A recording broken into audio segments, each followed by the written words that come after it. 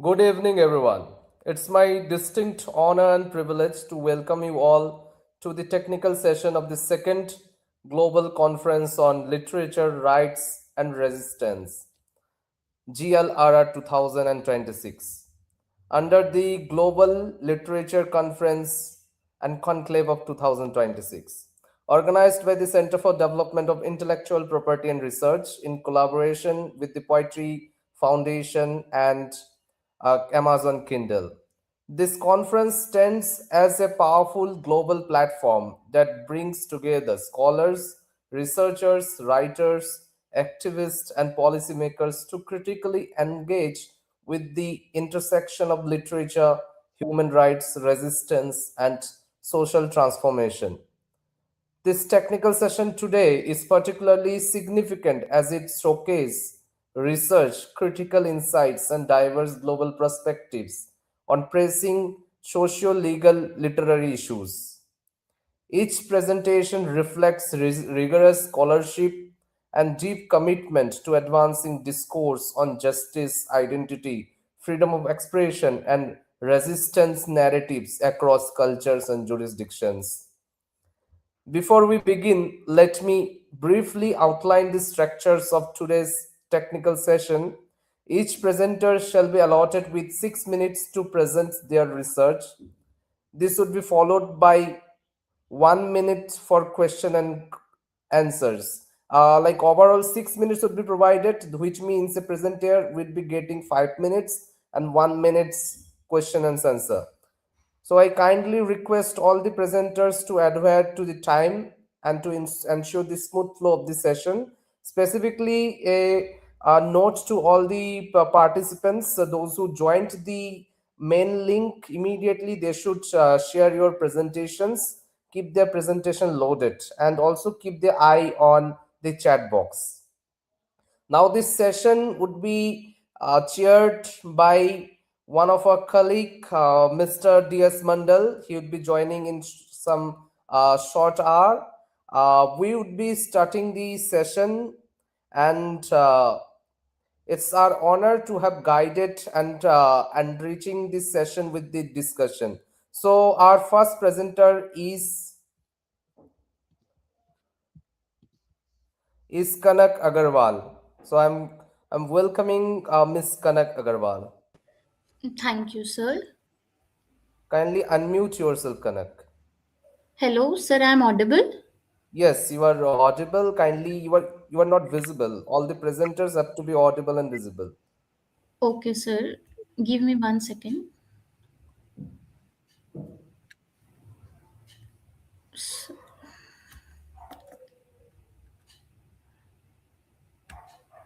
Sir, now I'm visible. Yes, you can share your presentation. Your PPTs are not visible. Oh, yes, sir.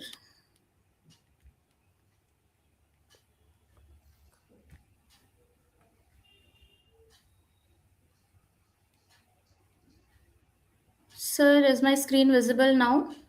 Yes, Okay.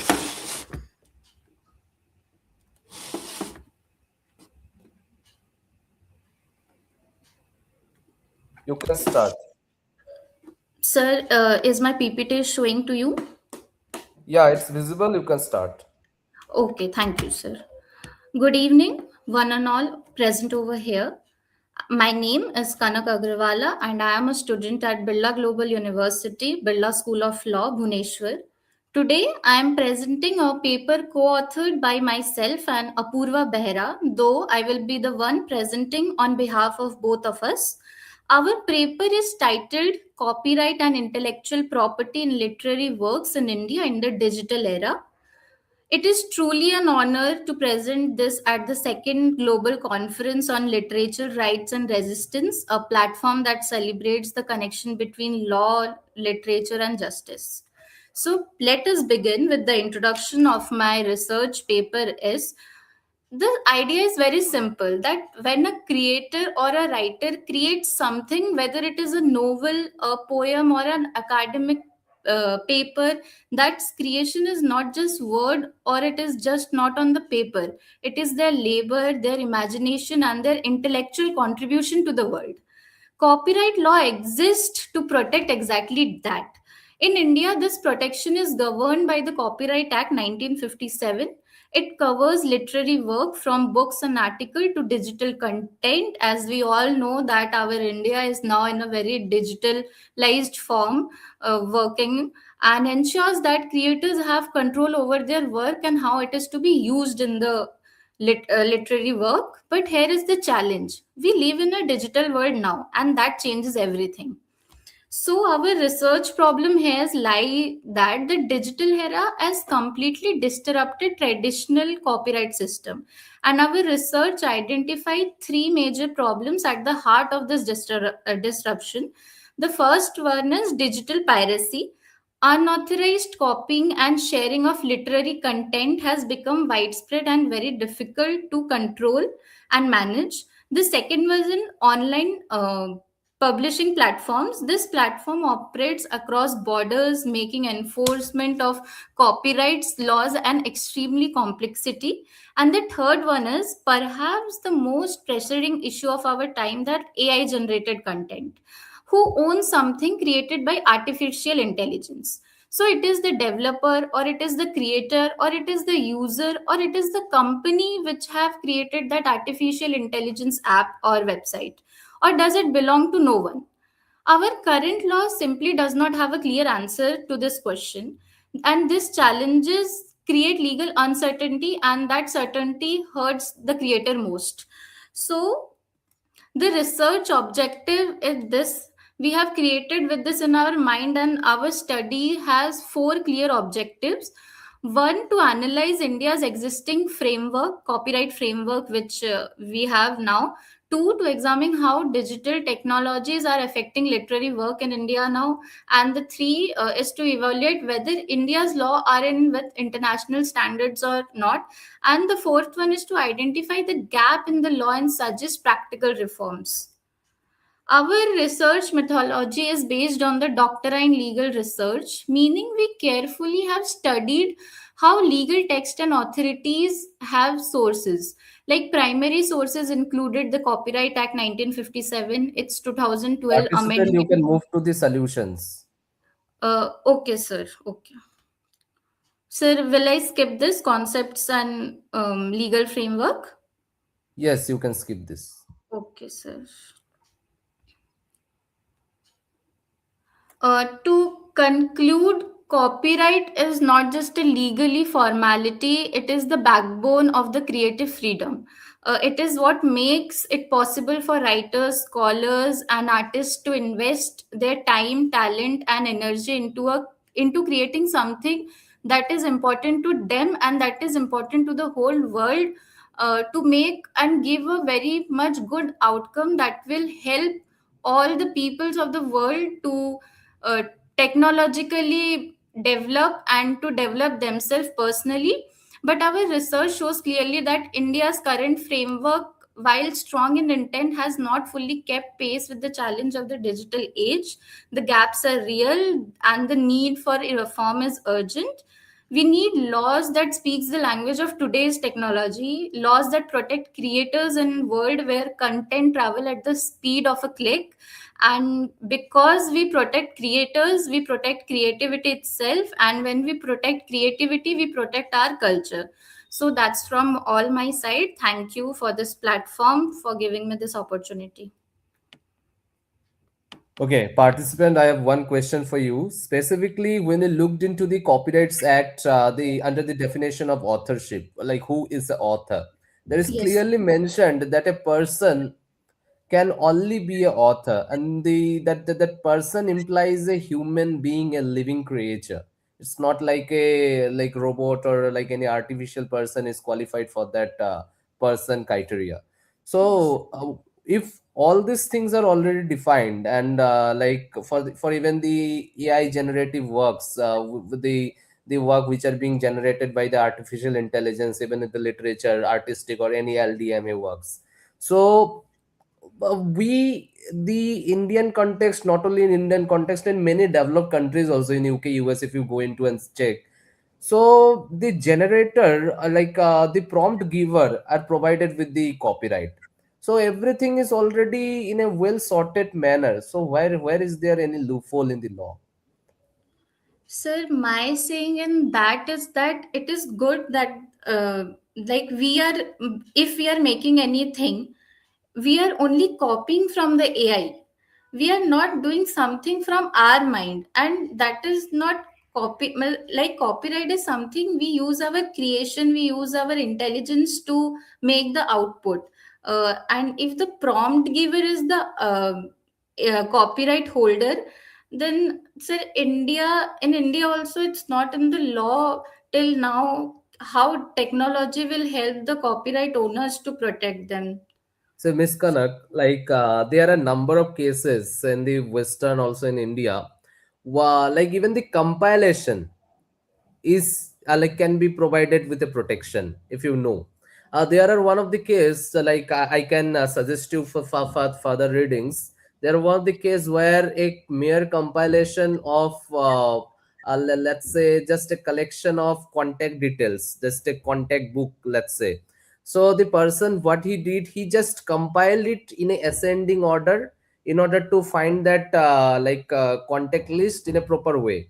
He got it copyrighted, and when it was challenged that whether a particular compilation which was already pre-existed can be copyrighted or not, the court is like said that the modicum of creativity will overlearn the sweat and the bro doctrine, because he has the hard work into it, and he has compiled the whole document into such a format which is easily accessible, and which where the person can easily figure out the contact number of any person he wants to. So he has done his intellect into it, and that's only the purpose of the copyright, to protect. So even like originality is one subject matter, but not always originality is a matter of copyright. There are number of cases where the creativity is looked into, where the efforts are looked into. So you have to analyze all this aspect, then only you can come to certain aspects. So I will suggest you to elaborate your research onto this context, because if you looked into only the original work, only the originality, right now that is irrelevant. The originality lapses when the creativity comes, and when there is effort. So you have to look into all these aspects. Okay, sure, sir. I will look into this. Okay, yeah. Sir, I'm done. Now we are calling the next participant, Priyavula Ramya.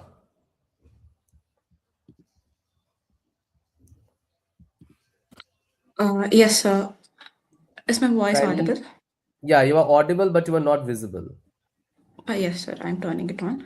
Sir, can you also clarify whether you can see my PPT or not? Yeah, your PPT is visible. Yes, sir. You can start. Just a minute.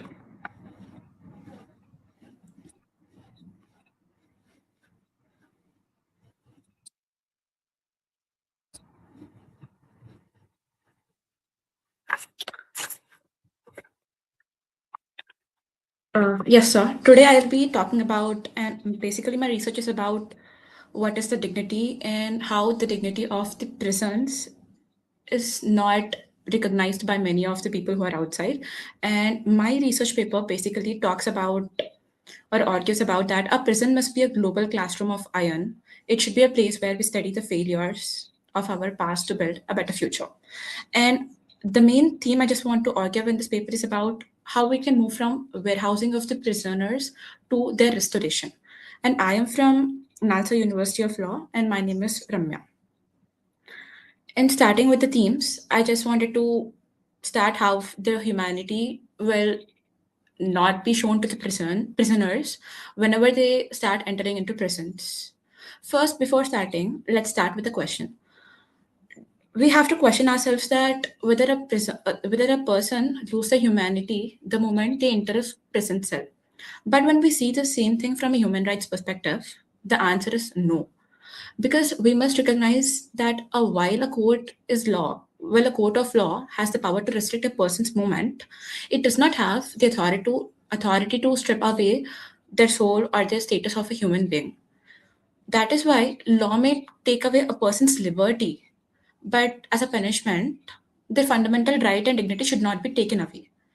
And when the concept of global classroom of iron, I mean that we can compare the situation with a backbencher student in schools. When a teacher taunts a backbencher, he might show negligence to studies. He might not study. But when the same teacher gives love or affection towards the child and makes him to understand the concepts very clearly, how we have to do, he might learn new things very fastly. When we compare the same thing or situation with the prisons and jails, we can also think in the same way that when a prisoner will be taught that what wrong he have done, or when he learns all of the lessons in this aspect, he might not do all of those wrong things in future. Rather than punishing them by giving them excessive punishments or life imprisonments, death sentences, there is a scope, and there is also researchers by many of the researchers that when we follow restoration, the crime rates might reduce. And the goal or the final thing what I will do and what I suggest in this research paper is about the changing mind through care, not through fear or deed. And moving to the next theme, the right to life, it's a case study. And in India, there's a state called Chhattisgarh. And from this Chhattisgarh, in March 2026, there was a case reported of Jivan Thakur, who was a tribal activist. And he have fought for many of the things outside jails. But when he was prisoned or jailed, his health got very worst. And once his health got very worst, even though he neglected or he opposed of shifting from a jail to jail, the jailers or the authorities didn't listen to him. And due to this, when he was shifted to another jail, he died over there. And there are also many of the rumors which were spread and have told that the main reason or the contention for many of the deaths which are happening in the prisons is because of the lack of health facilities which are not being provided in the jails. Because of this case study, I just want to prove a point that many of the jails in India are having high occupancy rates and the shortage of staffs, and there is negligence from the state sides not to provide enough facilities to many of the prisoners inside. And we also have to remember a point that there is also liberty to people who are inside the jails. And there are many unwritten chapters, just like Jivan Thakur in India. And 76% of the inmates are just living a temporary life in prison. They even don't know that they're going to convict or acquit. So this sort of negligence from state side is actually not good. And this also makes the failure of the judiciary and the criminal law in the long term. And the next theme is we'll talk about, while many of these people wait for years in a trial, the physical environment they live in is often a violation of their rights. I want to look at how these issue of overcrowding will affect people in the real Participant, you life. can move to the solutions and your recommendations. Yes. Sir.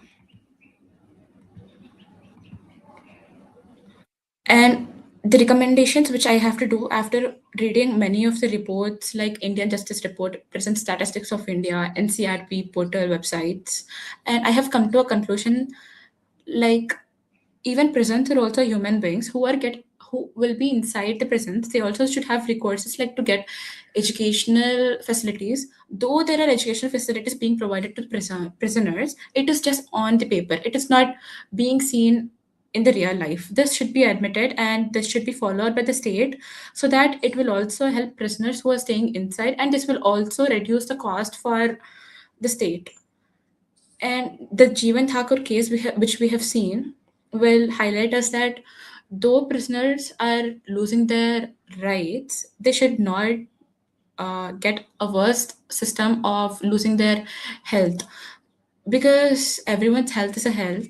So the state also have burden on them to save each and everyone's life, and this is also part of right to life of Article 21 of Constitution of India. And even the gender justice and basic amenities which I wanted to talk about is how the state will witness a woman and a child who are living inside the prisons. A woman and child are even not not being provided the basic amenities like sanitary pads for women, the education for children. The education for children is drastically lower who are staying with their mothers in the prisons. The state is vehemently only restricting the child to stay with a woman, and in this way it is also not giving education to the children. So by this point I wanted to say that women should be given basic amenities like how much ever water, the basic water they want, and the child should be given the room or area for interacting with their co-age people and the education which they have to be given to make their life better in future. And we also know that awarding and gifting makes us learn rather than giving punishment, which I also started my presentation with, like the children and teacher relation. The same is applied for for a society to be a stable. So we must improve our present conditions. And yes, sir, this is all I wanted to say about our criminal justice system and the reforms which have to be taken with respect to prison systems in India. And treating prisoners with dignity and using technology like health passports or ways to ensure that jails do not remain factories for crime, so that they will improve and they'll also eventually change many of the convicted rates in India. And yes, sir, that's it. Okay, participant, like your research paper and your presentation is good to go with all this case law, but it lacks the research statistics and the data. Like, have you cited the like United Nations Human Rights Councils or the any such organizations recent? Yes, sir. The Bangkok So rules, which were taken in 2010, and even the Nelson Mandela rules, and the reports which I mean, the sources which I have used in my research paper are authorized sources like Indian Justice Report, Prison Statistics of India, and CHRI data, and many of them like that. okay, for the Indian specific reforms, if you want to suggest, suggest or if you want to recommend, you will not get a better reports than the NGOs who are currently working in India on the prison justice. So there are a number of NGOs, even the one of the NGO of Srimati Kiran Bedi, like Madam, she is having that one of the Yes, sir. NGO. That NGO is also working tirelessly in the prisons reform, so you can also look into that. Specifically catering your topic, there are prominent movements across the world currently going on, but one of the major concerns which for me your paper should looked into is the statistics. Like when we looked into the Indian statistics, we do have a reformative justice system, but again there are very loopholes where the implementations are lapses. Even there are South Asian countries where there are multiple regulations but the implementation are not catering up. So try to look into these aspects more before coming up with a conclusion and then giving up a reformative policy. Yes, sir. I just wanted to even say about the sentencing rules which were there in India, which are not being provided to judges, but also because of lack of time, I couldn't present them. And even, sir, as you said, the reports which were being provided by many NGOs, and even I have used one report from one sort of NGO named Indian Justice Report. This is also provided by an NGO, sir. All right, thank you. Thank you, Professor. Sorry, thank you, sir. Thank you for giving me this wonderful opportunity. Okay,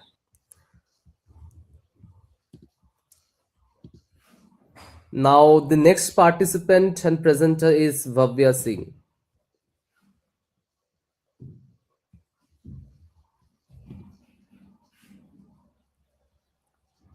Good afternoon. Am I visible and audible? Yes, you are visible and audible. Kindly keep your PPT loaded. Yes, I'll just share my screen.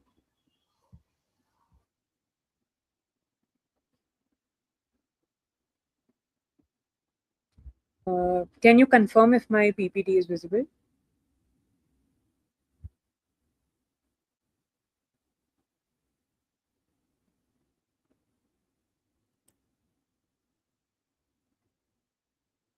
Is it visible?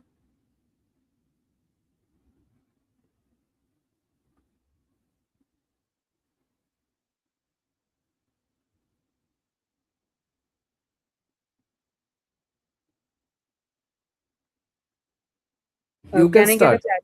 Yeah, you can It's start. visible? Yeah. Okay. Thank you. Good afternoon. I am Bhavya, and today I'll be presenting a critical opinion or a critical creative essay on the topic The Reader Who Was Never Asked on consent, algorithmic taste making, and the disappearing literary self. So, I want to begin with a familiar yet an experience that is becoming rare. You go to a bookshop, you walk in with a specific title in mind, but leave with something entirely different. A book you did not search for, you did not expect, or maybe did not even know existed. This moment, this act of wandering is not accidental.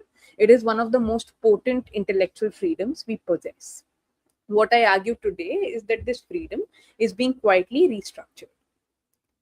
Moving on to the problem, that is the end of literary wandering from wandering to prediction.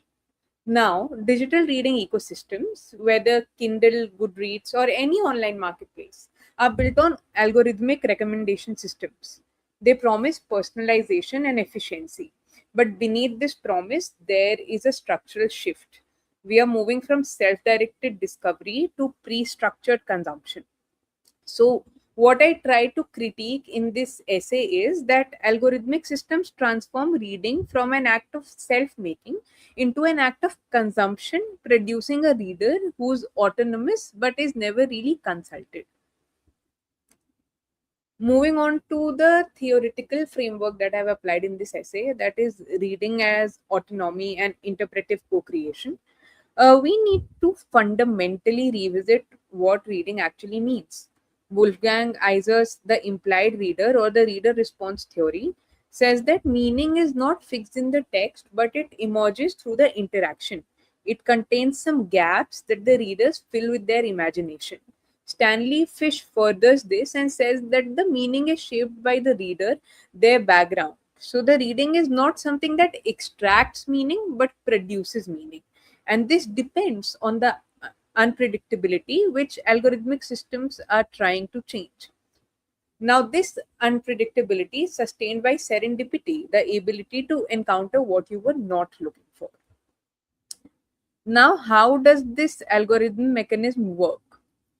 How these systems operate is that they observe your behavior, infer any preferences from that, and serve you similar content so that they reinforce these patterns. This becomes a self enforcing feedback loop. Now, the critical issue is not that recommendations exist. Recommendations have already existed in human culture. You get a recommendation from a friend or a teacher or any other book that you may like. Now, here the issue is the scale and the opacity. Unlike a human recommendation, the algorithms operate invisibly and they are optimized for engagement and not really transformation. These platforms are not neutral. These are systems that are optimized for your continued time on the platform and not any genuine literary encounter. So what gets recommended here is not what challenges you or not what transforms you, but what you're most likely to continue consuming. Now, here we have the illusion of choice. You assume that a choice exists on that platform. Here, the systems do not force decisions, they shape the conditions under which these decisions are made. So, what we see is not an absence of choice, but a pre configuration of choice. They feel autonomous, but the alternatives are hidden. And that is why I say the reader who was never asked. Moving on to the disappearing literary self. Uh, Here there is the emergence of what I've called the datafied reader. The platforms track your reading speed, your completion rates, and genre preferences and reduce you to a predictive profile. Now you don't become a reader who changes, who surprises themselves. You just read what the platform predicts. Now, here there's a structural loss. This transformation is not evenly distributed. For privileged readers, this is a limitation, but alternative infrastructures still exist. However, for marginalized readers, this is a structural loss because algorithm systems amplify dominant cultural patterns. And for many readers, this serendipity, this unexpectedly discovering something, was not a luxury, it was the only pathway. Now, the structural conflict here is the serendipity versus relevance.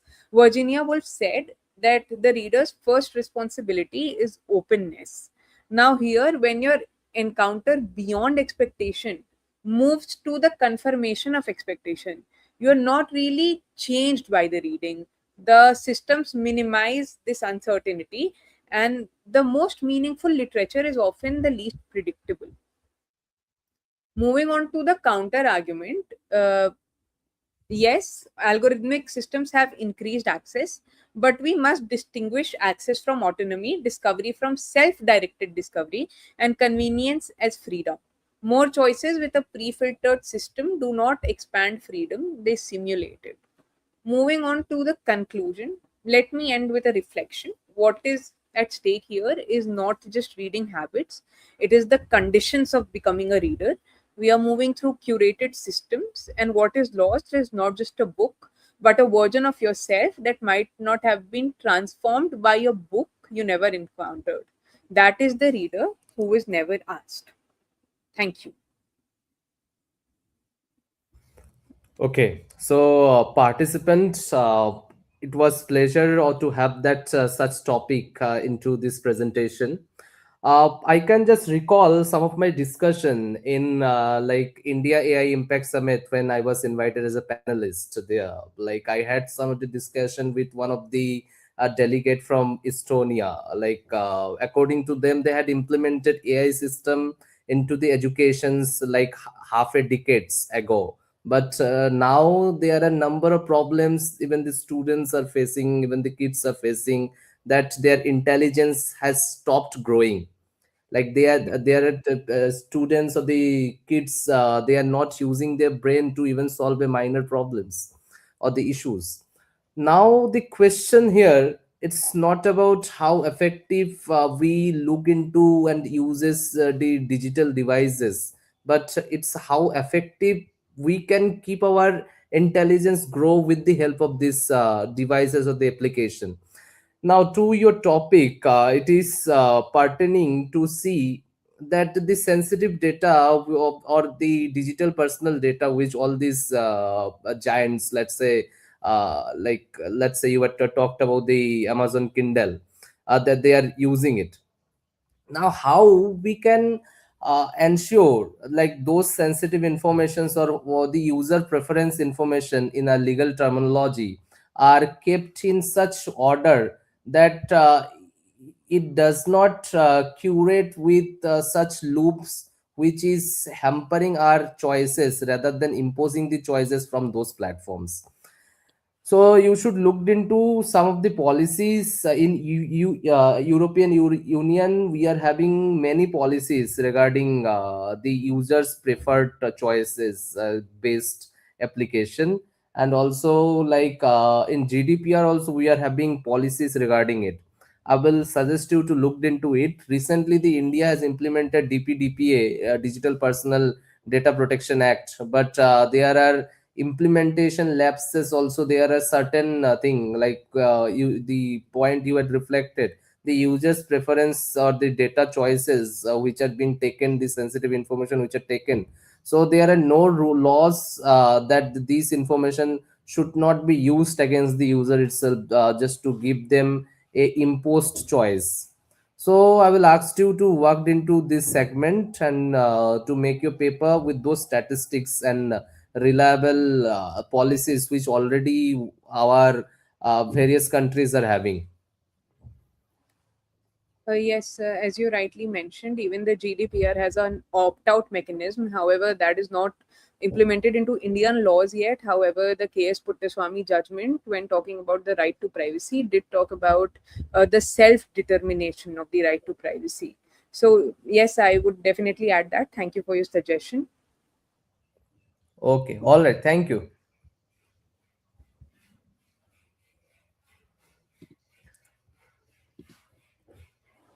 Now the next participant, Nihal Rehan. Hi, good evening, sir. Am I visible and is my screen visible? Yes, you are visible and audible, you can start. Thank you so much for this opportunity today to present at the Global Conference of Literature on Literature Rights and Resistance, GLRR 2026. My name is Nehal Rehan and I'm an independent scholar. And today my topic is The Stream Runs Dry, Narrative Consciousness, Literary Interiority, and the Limits of AI Authorship. So this is a pun basically, the stream of thought, which is a stream of consciousness, which is a very popular thought in literature where the writing is particularly written in a manner where you have to simulate the interior psychology or interior internal life of a character in a writing.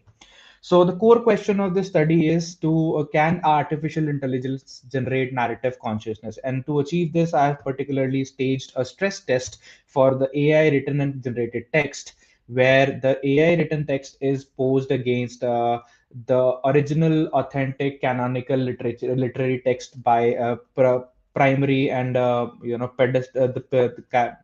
authors that were put on the pedestal for the same, right? Or the people who pioneered stream of consciousness technique in literature. So as we can see, there is a synthetic turn in current times that every literature that is floating on internet is questioned for its authorship, creativity, and other aspects, and its author's authenticity as well. That is why it is very important to understand the limits of AI writing so that we can figure out whether the AI has generated particular content or not. So here I'm going very niche into this idea where whether AI can generate consciousness, human consciousness in its writing, can it present it in the way the humans would or not? So I have taken a very foundational pillar. The theoretical framework for this paper is based on these three particular theories by Dorrit Kahn, William James, and David Chalmers. William James was the one person who has introduced the stream of consciousness technique in literature in the beginning of time, in 1890, and later on a lot of people have taken interest into this theory, and they started using this technique, particular writing technique, in their writing works, etc. So particularly, I do not have time to explain all these theories here, so I'll just move on to how I use these theories instead. So if I use these theories, and at the intersection of these theories, I created a five-dimensional analytical rubric based on and I devised these five particular aspects which guided our prompts for AI, and also at the end of interpretation of the text that was generated using AI. For text generation, I used a particular model called GPT-4, in which I used the technology, very modern techniques of prompt engineering, and gave it instructions to create 400 words interior monologues, which are laced with the stream of consciousness technique. So what the results were from after generating these texts, I assessed it in a comparison with the original text from these three authors, which is William Faulkner, James Joyce, and Virginia Woolf, right? And I took very specific text from the novels of these particular authors, and compared it against the text that was generated by AI itself. Now, this assessment and comparative analysis revealed certain ideas that, first of all, that AI is impeccable in its flawless when it has to create a syntax or a structure in a writing. It has to generate a rhythm of writing, the flow of thought, and the grammatical flawlessness, and the structure and lexical finesse, usage of words, vocabulary, and there are particularly no there are no mechanical errors that you can find, which also begs the question whether AI is a structuralist, follows structuralism, or is it designed to follow structuralism, or is it capable of following or writing something that is outside the probation of structuralism itself. What it did not have was, first, in case of when I stress test Faulkner's writing against AI's writing, it turned out that it is very psychologically flat, and it does not have that kind of depth where you can just figure out whether somebody is let's say somebody is guilty about something, stealing a candy, but the person says, no, I did not eat a sugar, the very popular poem, Johnny Johnny Yes Papa, did you eat sugar? So it's like, no, I did not eat sugar. So the reason is that the AI is not capable of creating that kind of guilt or emotion of shame or the psychological depth inside the writing. Okay, and in terms of when I use the Joyce writing, I realized that it's just mimicking the style and tried to. It sort of came out as if some pirate is reciting the story.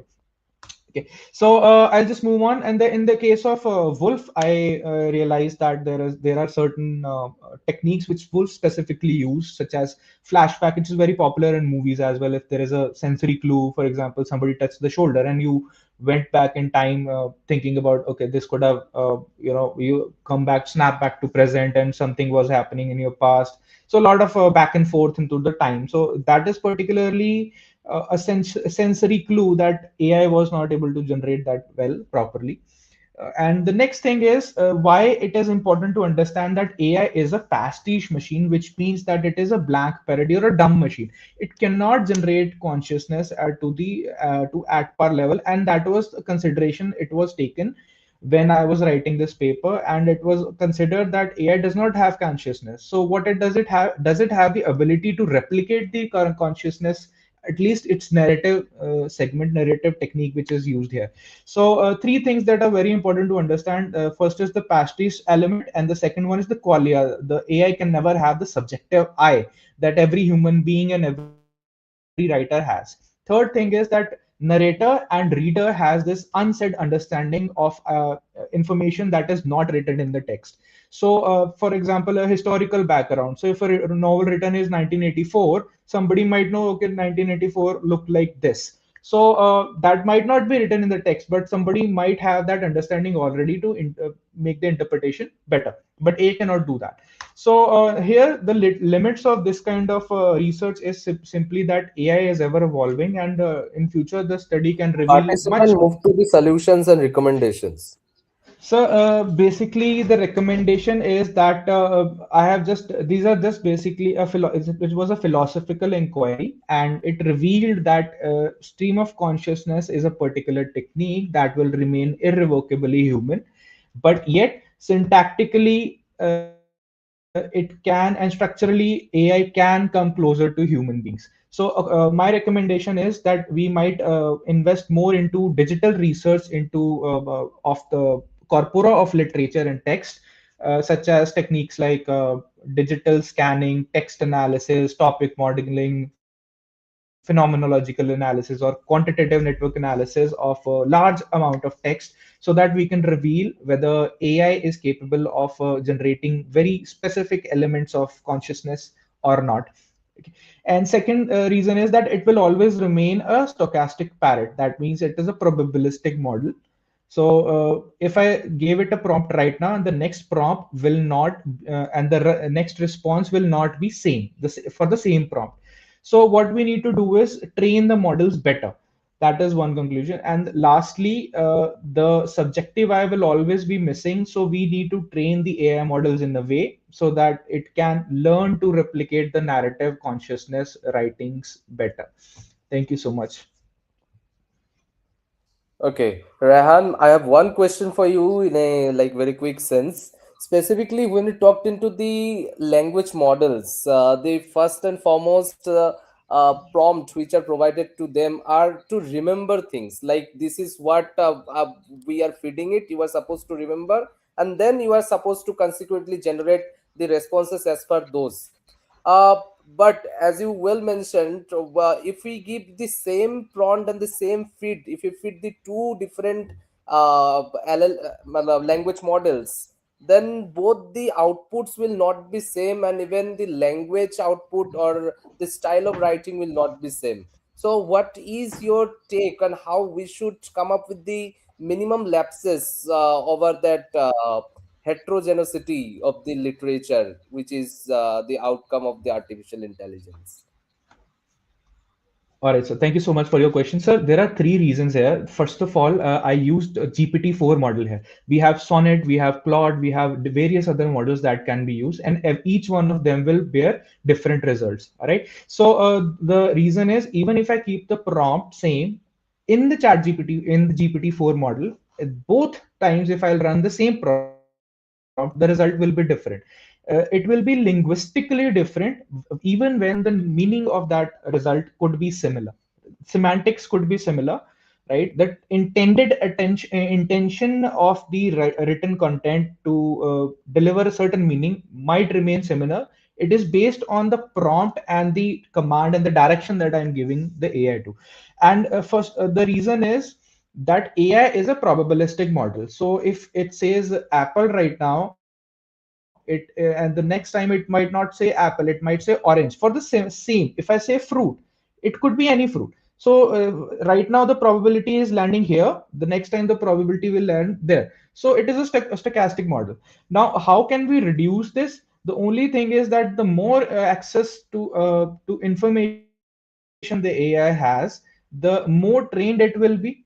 The directionally, I can teach AI about the fact that okay, this grammatical sentence should not be written in this way, and it will store it in the memory.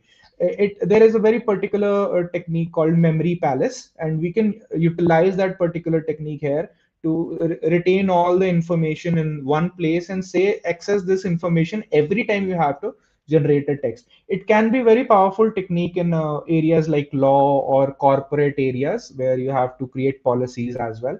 So because similar kind of literature and minor changes in the language can lead to drastic law hazards or something like that.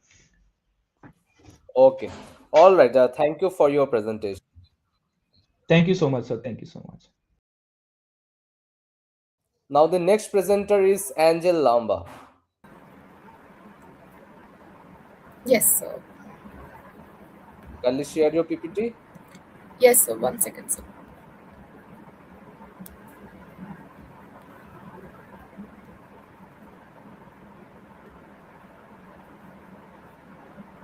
Yeah, you can start with your presentation. Good afternoon, honorable judges and fellow participants. I am Angel Lamba, and I'll present on the topic the interplay of law and literature, reimagining human rights through literary humanism and human dignity. Coming to the topic that what is core reality of law versus lived reality. Law speaks in universals. The reasonable person, the average citizen, the rights bearing individual, but real human beings don't live in universals. They live in particulars, in bodies shaped by gender, caste, class, disability, and culture. And when law built itself on these abstractions, it becomes formally equal but substantively blind. It treats everyone the same while ignoring that everyone is not the same. Coming to the topic that an interdisciplinary framework where law acts as a narrative and literature as ethics. Ronald Dworkin quoted that law is an interpretative enterprise where judgments are stories that communities tell about themselves. Miss Martha said that literature is essential for justice. It expands empathy and improves legal reasoning.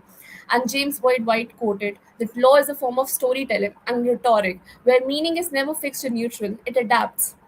The insight of all these three authors is simple that legal text and literary text are both acts of meaning making and both demand the same quality of attention.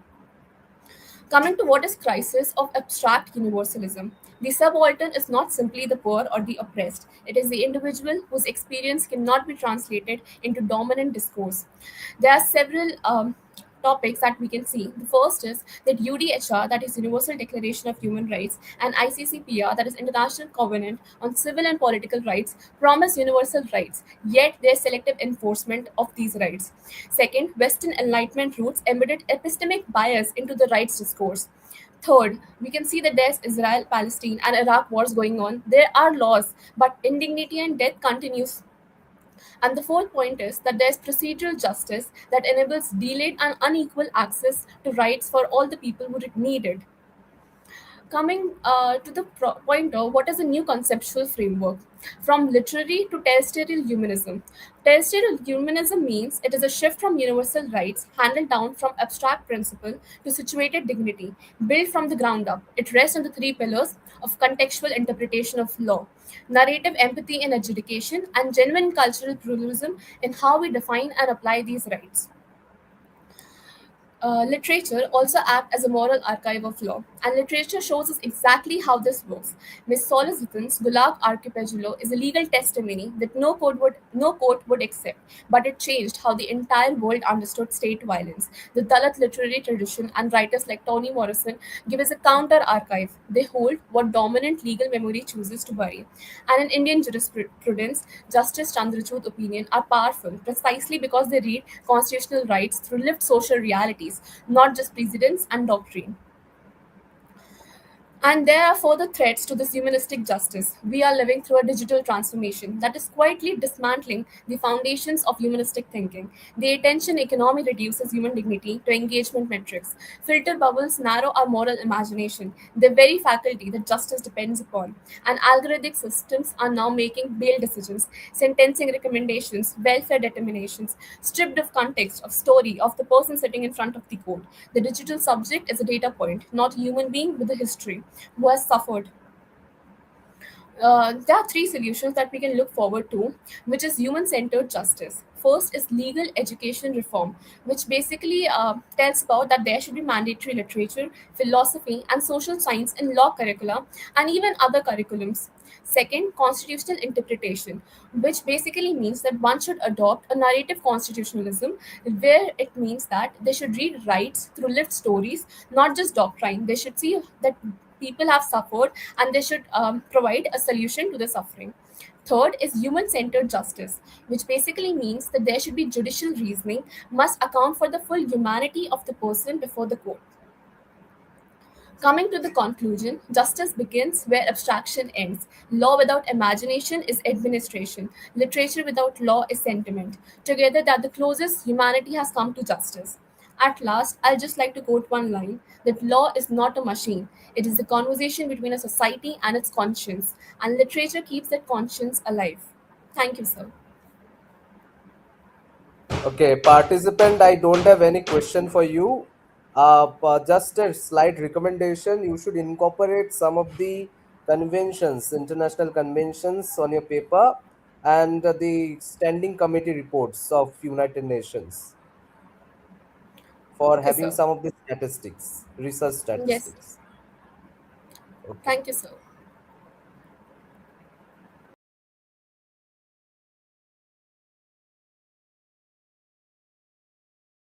Next participant is Pragya Rani. Yes, sir. Am I visible? Yes, you are visible and audible. You can share your PPT.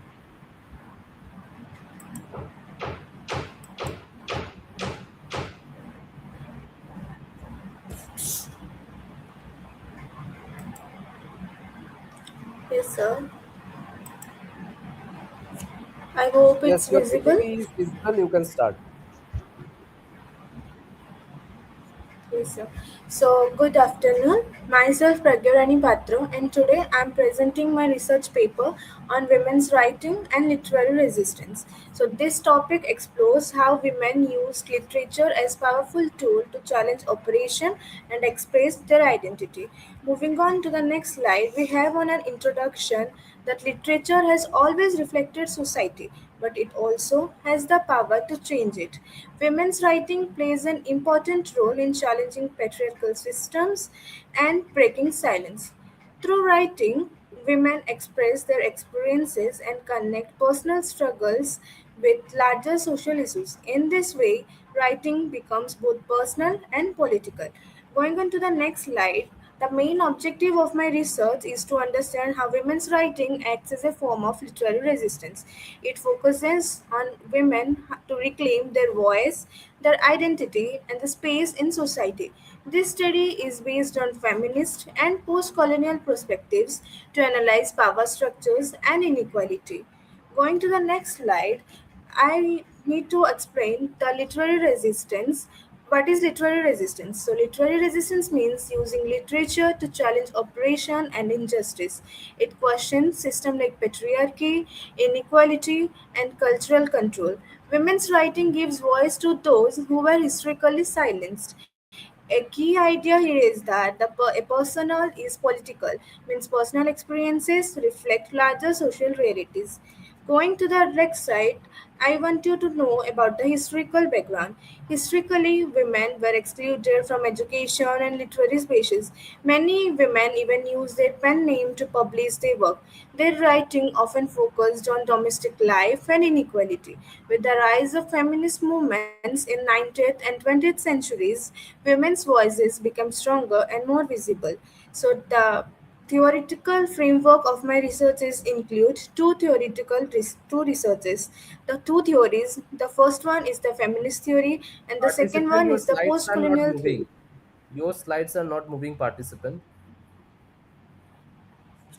Uh, is You it can moving go now? back and just scroll down. You can go back and just scroll downward. Yes, yes. That's how it is visible. Oh, No need to, yeah, view it. oh, Yeah. You can continue. okay, okay.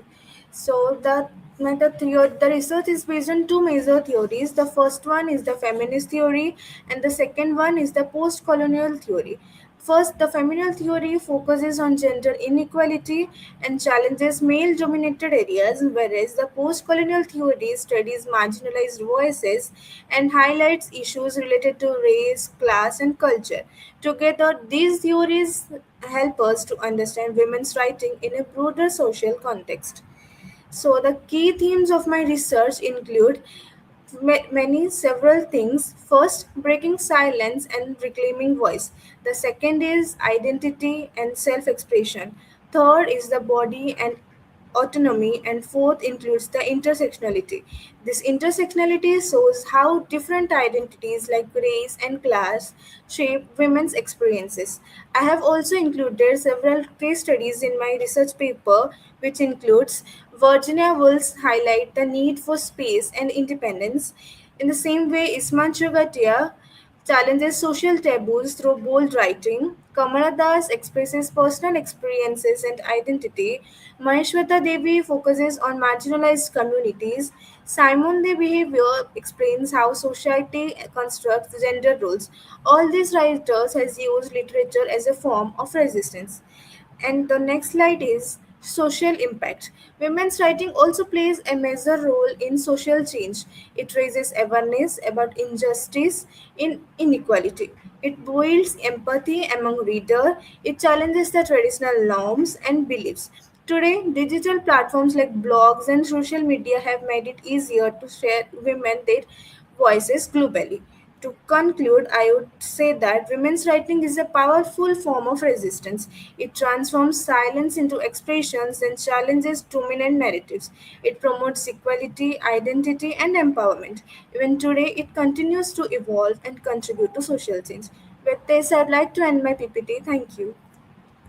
Okay, so participant, one of the major thing I will suggest you to include in your paper is the changes. Like let's say there are a number of writers who brought changes with their writing.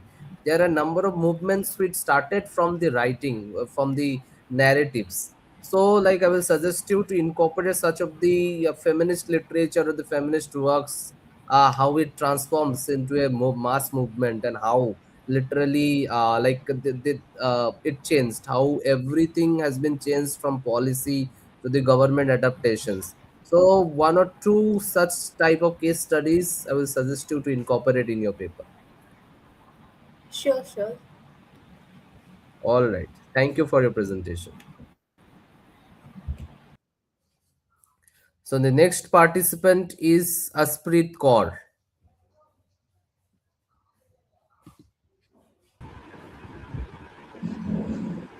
and Good evening, Bhavna sir. Shivani. Yes.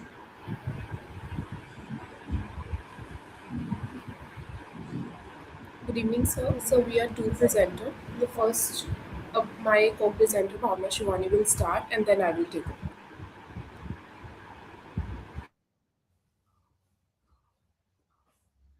Participant, you are not audible and visible.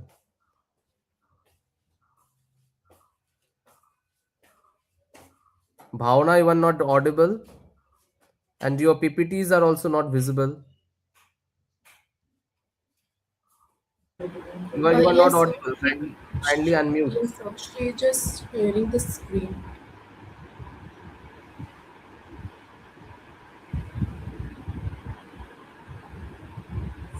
Is it visible? Yeah, it's visible. Yes, sir. Just give me a second. Yes.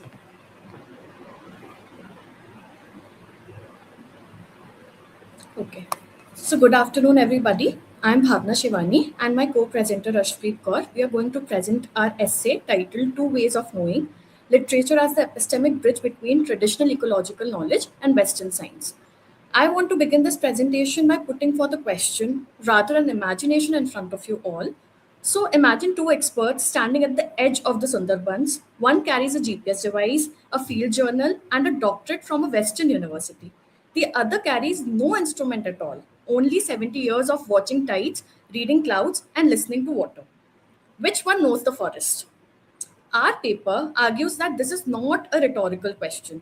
It is the central epistemic crisis of our environmental movement. And today, I want to show you why the literature, not policy, not data, is the only space where a genuine answer can begin to form. So now I'm going to frame the problem of our essay. So contemporary environmental policy repeatedly tries to integrate traditional ecological knowledge into. So now I've used the word integrate into Western scientific frameworks. But our research reveals a deeply uncomfortable truth. This integration almost always reproduces the very hierarchy it claims to overcome. Western science becomes the organizing framework, the boss, and the indigenous knowledge is admitted only to fill the data gaps. It is a partnership in name, but subordination in practice.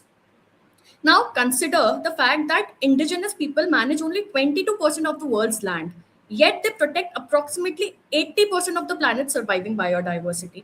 This is not folklore, this is empirical fact. And yet, if we look at Shibenger's work, it shows how systematically this knowledge has been erased through what she calls agnotology. Agnotology means the deliberate institutional production of ignorance.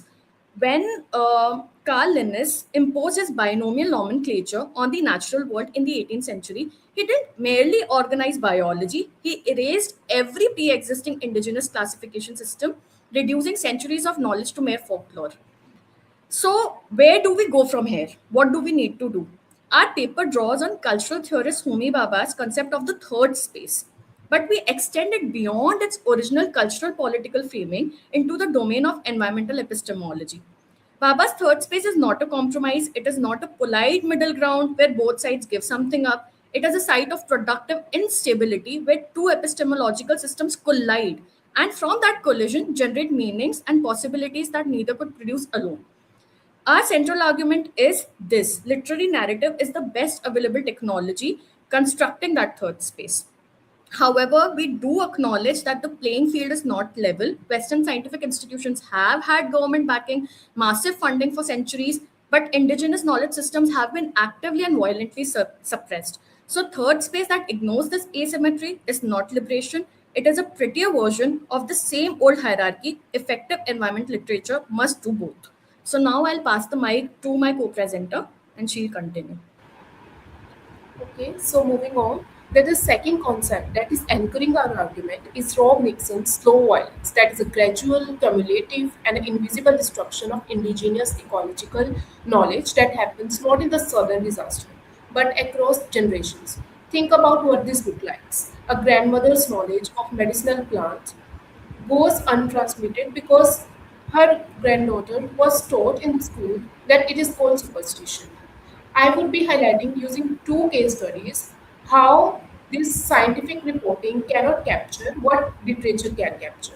First is the Amitabh Ghosh, The Hungry Tide, where the fisherman Fogius navigates the tidal channels of the Sundarbans with a precision that the Western trained cytologist Pia, with all her instruments, cannot match. So here the readers they have to inhabit that the knowledge lives in his body that is accumulated through the thousands of hours of paying attention to the environment. Second case study where the robin walls braiding sweetgrass. Take this further by when indigenous tradition teaches that picking the sweetgrass helps it grow faster. The same and the exactly same thing has been proved by the Western field experiments. So we are witnessing here two-eyed seeing, the capacity to look at the world simultaneously through the strength of both indigenous knowledge and the Western science. We need to move towards what the Bakhtin's framework of dialogism, That our paper argues that the genuine knowledge collaboration requires a fundamental shift in the question that we ask. We must stop asking, how can we apply TEK to conservation biology? But we must start asking, how can conservation biology be made more accountable to TEK? And literature provides the only existing space where the encounter can be rehearsed before it is institutionalized. So, concluding my this critical essay, we can say that the environmental crisis is at the deepest level a crisis of epistemological imagination, a failure to conceive of knowledge beyond the inherited binary of science and folklore. The remedy is not synthesis, it is not eclecticism, it is a structured dialogue where the two voices meet as equal and the literature work as a dialogical conscious, the space in which the stories that science cannot tell and the knowledge that the policy cannot encode finally finds a home. So thank you. That brings me end of my presentation and I am happy to take the questions. Okay, team, I don't have any question for you. Like there are few suggestions. Try to incorporate some of the like research work which has some of the evidentiary value or the authoritative work which can show that what are your claims are clearly projected in the history. So there are a number of literature available on this subject matter. So I will ask you to look into such aspects. Yes, sir. Thank you, sir. Okay, sir. Thank you so much, sir. Okay, yeah. Now the next participant is Aniket Mohapatra.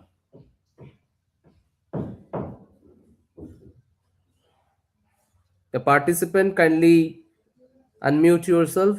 You are not audible and visible. Yes, sir. Yeah, you can share your PPT.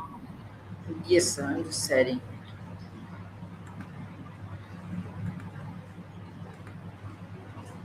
Sorry for the glitch, sir. I'm just sharing it.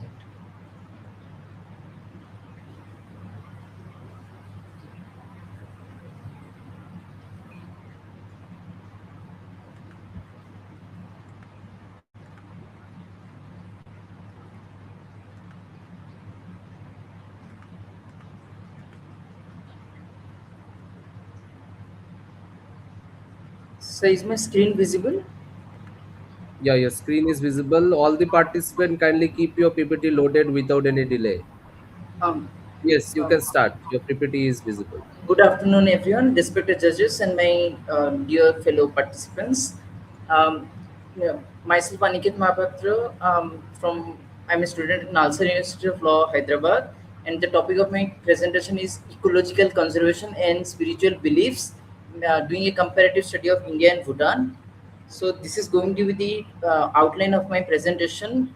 Um, so proceeding with in the introductory part, actually I had done this research by investigating how indigenous ecological knowledge and the spiritual narratives, yeah, based in Rajasthan, particularly in India, and that to make a comparative study with the gross national happiness in Bhutan, that how both these indigenous ecological knowledge of India and Bhutan and spiritual narratives through storytelling serve as a catalyst for sustainable stewardship in the Anthropocene era. So the Anthropocene is actually defined by urgent environmental destruction demanding new sustainability frameworks. Yet for indigenous communities in South Asia, ecological stewardship has actually been a spiritual duty for centuries. So it is not a actually modern policy invention. So in case of Bhutan, as I said, gross national happiness is a key factor. Just like in India, we have GDP. Bhutan prioritizes gross national happiness index. Uh, so it's the total happiness index that they give more importance to. So in case of Rajasthan in India, the Bisnoi community has protected sacred groups and the wildlife for centuries through oral storytelling and eco-poetics. Through and yet it remains, very marginalized in the national policy and not being included in the India's national policy. So next, proceeding with the current frameworks actually fall short, as I found some gaps by doing a qualitative literature review. I found the gaps in the current frameworks, just like the technocratic bias is present. Technical and economic governance overlooks the social and the cultural components of the in terms of the environmental sustainability. Next, going to the exclusion of the oral traditions, the indigenous epistemologies and the eco-poetic storytelling practices are systematically excluded from the conventional policy development. Then in terms of cultural resonance, the policies actually don't have the spiritual significance that fail to really instigate community level behavioral changes that is practiced by the Bishnoi community in Rajasthan. So my research contributions are through the through the theoretical framework that maps how state-driven spiritual ecology in Bhutan and marginalized storytelling in Rajasthan uniquely impact the climate justice. So eco poetry as a form of transformation through translation, it actually shows how spiritual stories convert climate grief into community focused sustainability actions. The methodological guide that I followed, it actually offers a framework for incorporating the indigenous ecological wisdom and the ecopoetics and the other discourses. So beyond GDP, the alternative measures of progress are, as Robert Kennedy noted, that GDP measures everything except that which makes life worthwhile, quote unquote. So the gross national happiness index, that Bhutan's holistic measure of the social, cultural, spiritual, economic, and all sort of happiness, and the environmental well-being too. So they give equal priority to the environment too, and also to the people of Bhutan. So the green GDP that is in discussion nowadays. Next, coming to the Happy Planet Index, actually it multiplies life satisfaction by life expectancy divided by ecological footprints. Despite these alternatives, actually GDP remains the dominant global measure of progress. Participant, Uh, move to your suggestion. Sorry, sir. Move to your suggestion and recommendation. Yes, sir. Proceeding to indigenous ecological knowledge, these are propagated through the oral traditions. As you can see in the picture, the older generation people in Bhutan, they actually through storytelling, they highlight the importance of the ecological knowledge and the eco-poetics through their storytellings. So Buddhist ethics and the GNS framework, as I've already discussed, these are the strength and the weakness. The strength is that it demonstrates the spiritual beliefs and actually helps in implementing it in practically. The weakness is there is a heavy reliance on Bhutan's homogeneous cultural context that makes it quite difficult to replicate in diverse, just like ruralistic nations like USA, England, etc. So this my country, this study contribution places Bhutan's institutionalized spiritual ecology in direct comparative dialogue with the marginalized traditions of Rajasthan, revealing the varied spectrum of how the spiritual beliefs manifest as environmental actions. So this is going to be three-stage methodology that I followed with narrative collection, eco-poetic analysis, and policy synthesis. So the limitations that I found is the linguistic barriers, obviously, and also the ecological romanticism. When I found that there is risk of placing soul conservation. Also, when I traveled to Phuntsiling in Bhutan, I also found this while connecting with the people, linguistic as well as the ecological romanticism as one of the limitations. While concluding my presentation, I would say that Bhutan's give us the lesson of Buddhism and respect for nature can be actually institutionalized into a public policies, which can be acting as the effective policy instruments against environmental degradation via gross national happiness. If we can actually implement it in India, Rajasthan's lesson, we can say that the Bishnoi community, the kind of practices they undertake, actually help in invaluably in to the conserving ecology. And the path forward is the validating indigenous narratives in the global public sphere, empowers the communities as a whole, recognizes the past conservation efforts just like the Chipko movement, etc., and offers also an emotional response to the ecological concerns. Thank you. Okay. Participant, I don't have any question for you. Thank you for your presentation. Thank you, sir.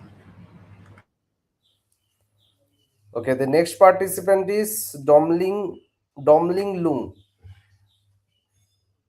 Yes. Hello. Yes, sir.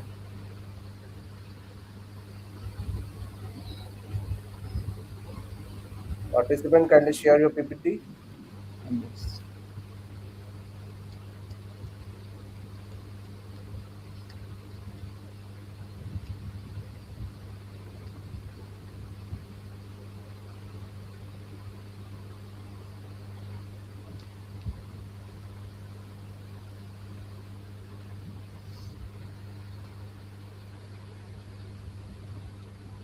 Is it visible?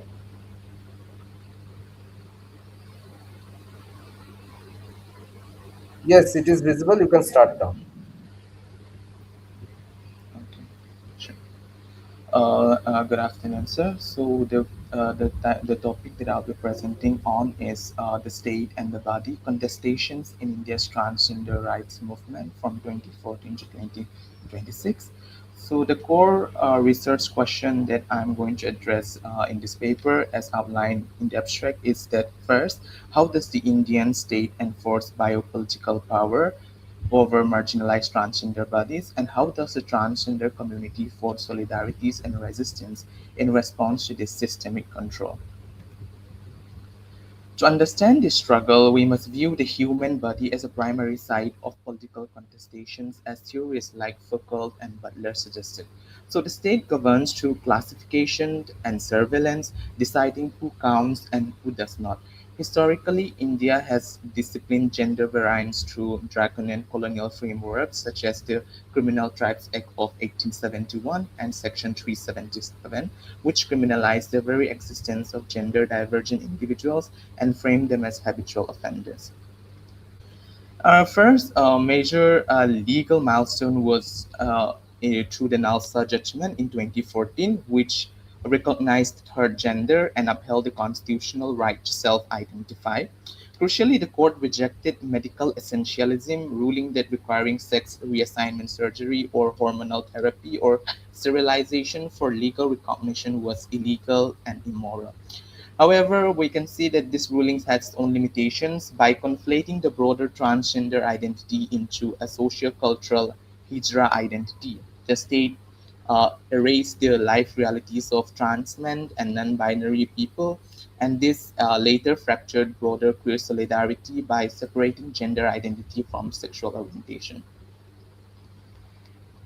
So this emancipatory progress was swiftly subverted by the 2019 Transgender Persons Act, which I refer to this phase as recognition, rape, and surveillance, because it is in this period that the state reasserted its biopolitical control by dismantling the right to self-identification and forcing individuals to apply for a certificate of identity from the district magistrate. So in this case, it repathologizes the trans body by demanding proof of medical intervention for binary gender recognition. And this act of legislation was later recognized as an act of erasure by the trans community and activists. And the day the act was passed itself, it was recognized, it was mourned as the Gender Justice Murder Day. So, following the 2019 Act, we saw a stark divide between the law and the lived reality. Welfare votes were present, that is the transgender welfare vote on paper, but many, like the case of Gujarat, did not hold a single meeting for 5 years, which leaves communities vulnerable to ongoing police brutality and a lack of safe healthcare. In response, the community did not wait for the state, so they continued to rely on their traditional autonomous kingship structures like the Gharanas or the Guru Chelas relationship, and also solve their own internal disputes through zamats, and this all happens outside the state's hostile gaze. So in the 2026 Amendment Act, which while I was writing this paper, it was still a bill. So the act uh, in the 2026 represents the absolute eraser by law. So it explicitly revokes the right to self-identify by deleting Section 4, Clause 2 of the Principal Act, which is the Trans Act of 2019. So it dangerously narrows the definition of the transgender person strictly to biological conditions or state-approved identities, and erase the trans masculine and other non-binary individuals from existence. So it also legitimized the use of medical boards and also criminalized the traditional kingship structures which were recognized earlier. So So to conclude, and return to our core research question, the vulnerability of transgender individuals in India is not a natural condition. So it is a precarity systematically engineered and manufactured by the state's apparatus through certification, surveillance, through certification, surveillance, and control. So from NALSA in 2014 to the 2026 Act, the state has continuously attempted to discipline and police non-normative bodies. So my research shows that liberation is not built from within, but rather the liberation is itself built from within and not legislated from above. And through unceasing resilience, mutual aid, and of continuing to forge solidarities among the community itself, the trans community subverts this hegemonic paradigm. So the fight for transgender justice in India remains a deeply unfinished project, but it stands as a powerful testament to the fact that true democratic citizenship is actively claimed by bodies that refuse to be governed by a razor. So, with this, I end my presentation. Okay, participant, like when we talked about the history of this consolidated reforms and what are the things which are yet to be reformed. So from the NAS Foundation to Navtej Singh Johar, and then 2023 Somya versus Union of India, there are a number of cases which the Supreme Court dealt with. But one of the major issue, which overlooked by even the court and the legislature, are the union of marriage. So the union of marriage, they are not considering it. Like they are considering the union, but they are not considering and recognizing the marriage relationships of the homosexual couples. Now, coming to your understanding of this research, my opinion or my suggestions towards this particular topic, you should explore some of the research statistics provided by some of the organization. You can look into the NAS Foundation's reports, and also the reports of international organization, like how these demographic reforms, or how these policies, as you mentioned, 2026 bills which has passed, so how those things will impact the statistically. And there are a number of countries which has the similar laws, how those countries are dealing badly with this kind of regulations. So you should reflect those in your paper, and your paper should come up with a practical resolution, also a recommendation for the government for to act as a eye opening, and like a reflection that how these laws can uh, that, give a negative impressions towards those particular sect of people. Yes. So I did mention a case studies which related to Argentina, Belgium. So they did have this elective model which replaces the ascriptive recognition. So, however, there will be certain challenges, but this in India, I did not really look into how this will be very much effective because we still have an ongoing challenges in the Supreme Court, and then based on the verdicts and the decisions of the community, the we just I believe that we simply can't replicate the West model of defining gender, and because we have to understand the context. And yes, I will look more into it, which I have to be more comprehensive about. Okay, thank you for your presentation. Thank you.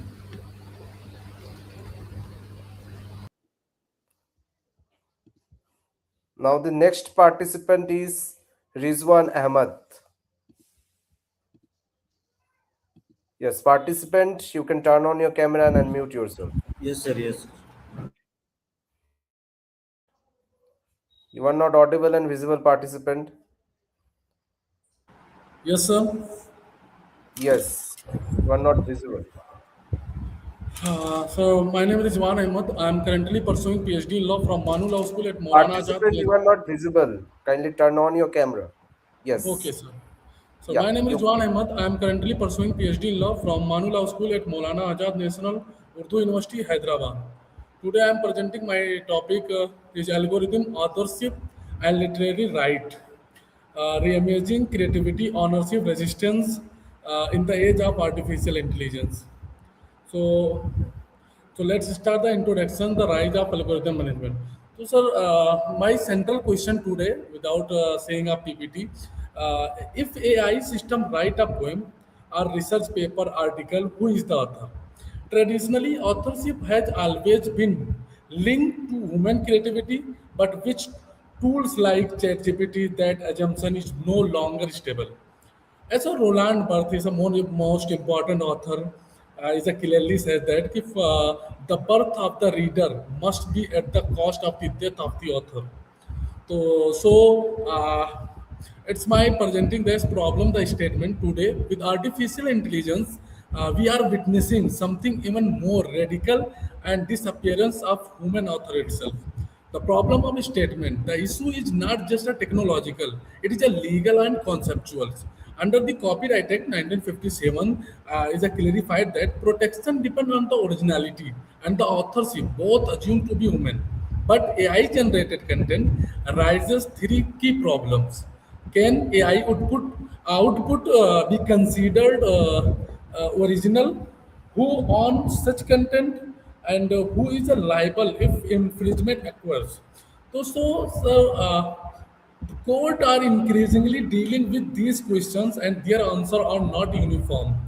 If I discuss to the latest judicial development, recent cases in 2024 and 25 shows that how the law is evolving. First, the Thomson Reuters versus Ross Intelligence, one of the most cases.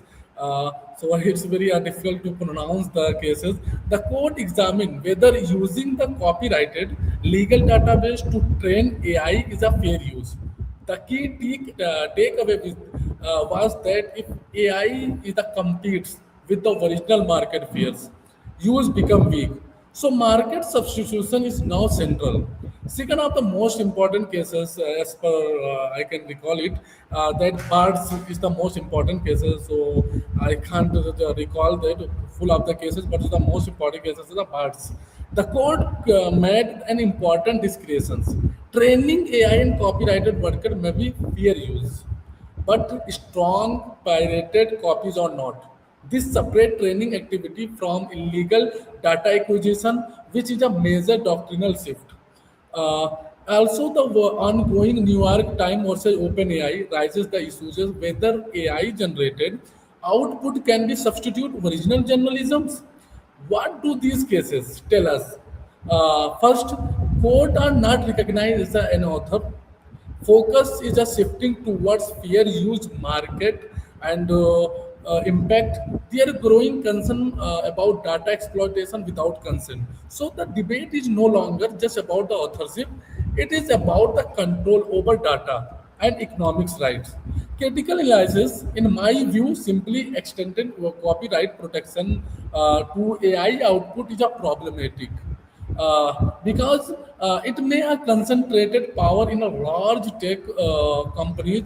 It's weakened incentives for women creators. One minute, sir. I think it's ignoring the fact of AI relies heavily on assisting the women's created data. The real issue is not who wrote the content, uh, but whose the data made it possible. The shift the debate from authorship to data justice and fairness. So I think I am the forwarded these provisions. AI balanced. Retain human authorship as a core principle, ensure transparency in AI training data, introduce compensation mechanisms and creators, and human authorship is core principle. Ensure introducing compensation mechanism creators. It may concentrate lots of waste issues, sir. And so I conclude my topic that AI is not just a changing how we create content. It is just challenging the very idea of creativity and ownership. The law must respond carefully, not by overprotecting technology and not by ignoring human contribution. Ultimately, the goal, the the goal the AI is not just changing how to create a content, it's challenging the idea, creativity, ownership, and ignoring the human contribution. Ultimately, the goal should be clear to protect creativity without losing fairness. Thank you so much, sir. Okay, participant, what are the country models you had specified in your paper? Ji, sir?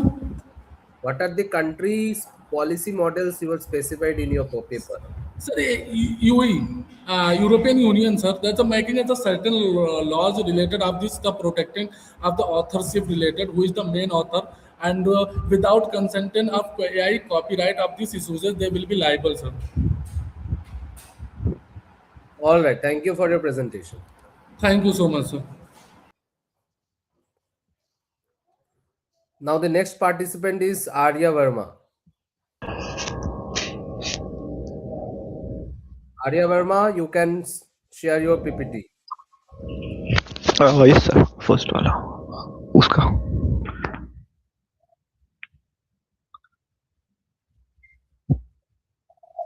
Participant, your PPT is yes not visible.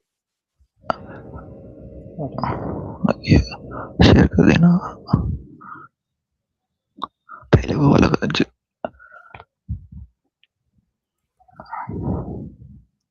अरे बाप रे Participant, your mic is hello making sound. Hello hello hello I am audible sir Yes, you are audible, but your PPT is not visible. sir just let me check it again sir I guess it is Yes, it is it visible visible. now sir? Yes, yes, you can start now. Yes sir uh, good evening everyone my name is Krishna I'm a co-author of the paper with the Arya Verma today we'll be discussing about the two things navigating copyright and plagiarism in the digital age. But here is another PPT: integrity in the infosphere, a digital ethics in a paradigm. Are you, if you are able to remember, this was the PPT half an hour before introduced by some other participant. It's the same PPT. The words are changed. The PPT background is changed. The format is changed, and there is no plagiarism in this PPT. It is just made 10 minutes before by copying the other participant's PPT. Our concern is the same. Now we'll come to our own PPT.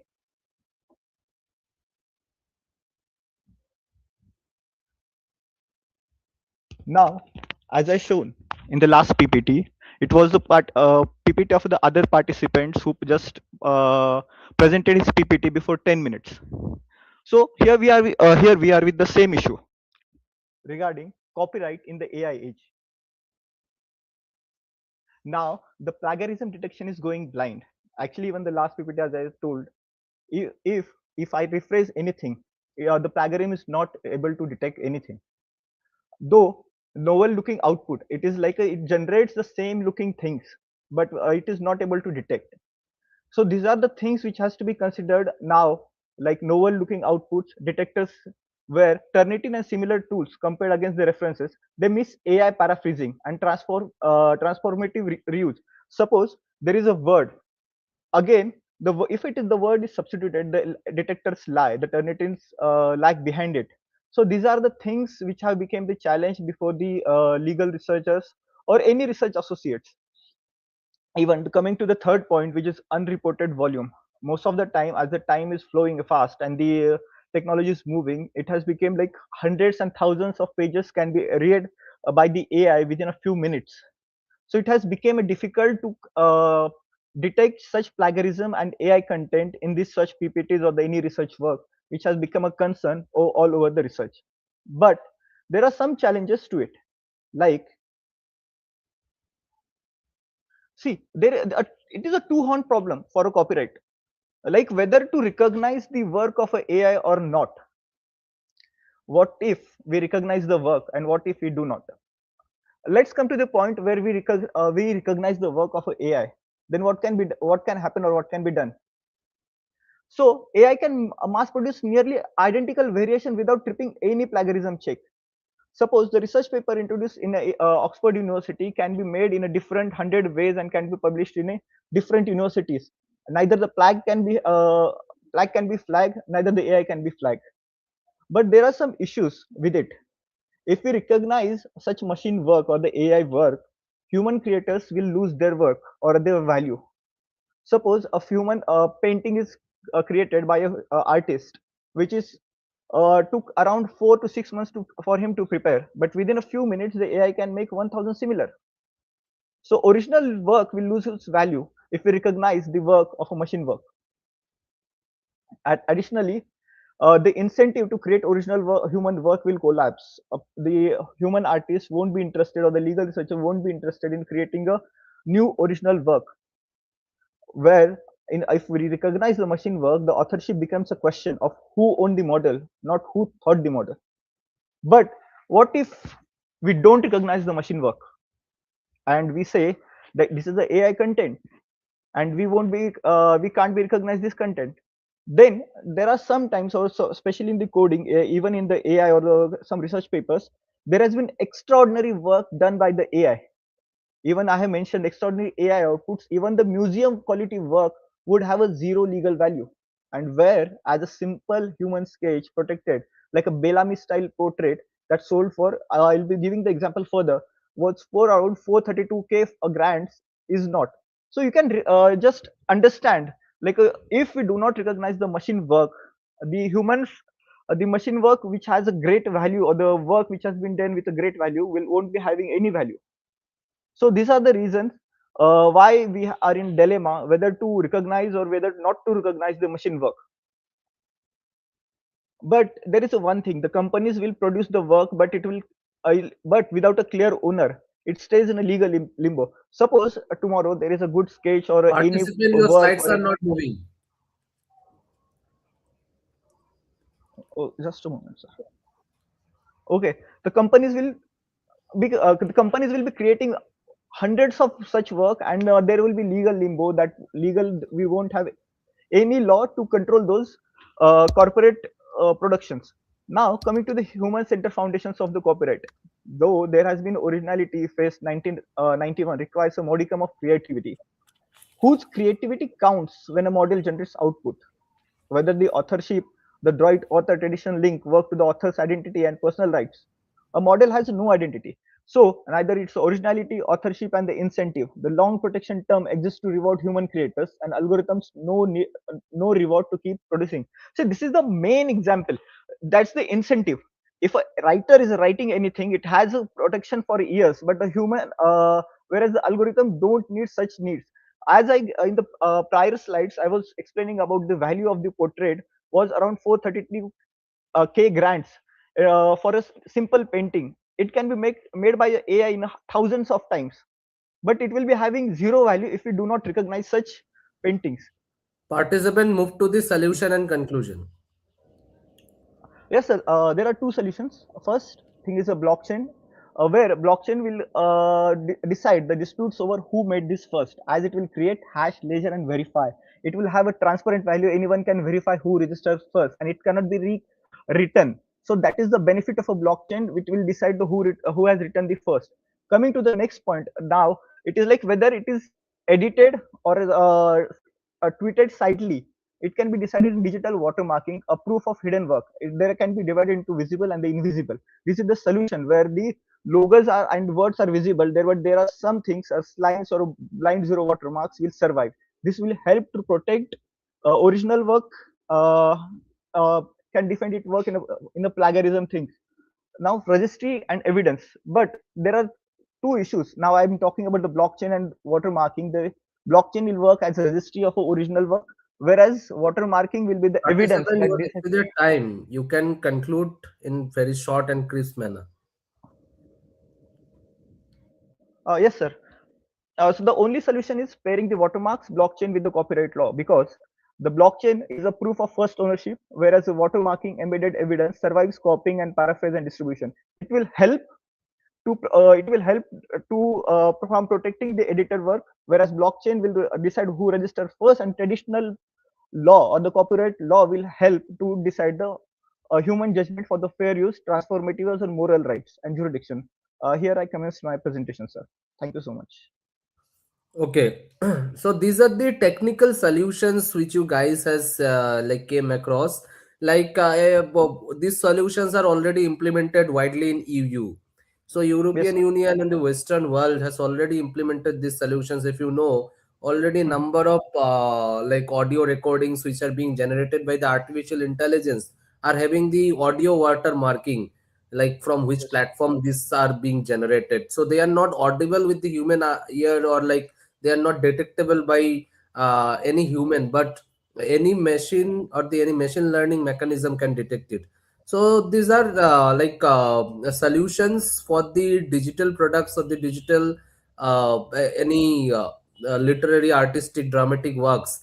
But what are the practical legislative solutions you are proposing? Sir, if you're talking about the audios and the videos, digital things, it can be used in a particular manner for the plagiarism if we align all the three in a particular sequence. The only thing is like a mandatory registration under the blockchain has to be introduced in order to go further with the three procedure of blockchain watermarking and traditional law. It should be done in a proper sequence. Then we can protect the copyright work of any author. So this is what we propose here. All right, thank you for your presentation. Thank you so much, sir. Now the next participant is Rimika Rajput. Yes, sir. Yes, sir.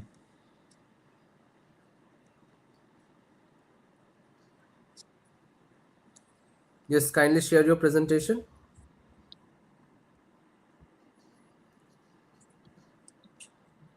So, are the slides visible? Yes, the slides are visible. Hello? Yes, the slides are Hello? visible. You can start with your presentation. Participant, your Sir, am I slides are audible? visible. Yeah, you are audible. You can start with your presentation. Participant, you can start with your Hello? presentation. Participant, you can start with your Sir, am I presentation. audible? Yes, you are audible. Okay, there is some network issue. So we can move with the next participant, Ruchi Rao.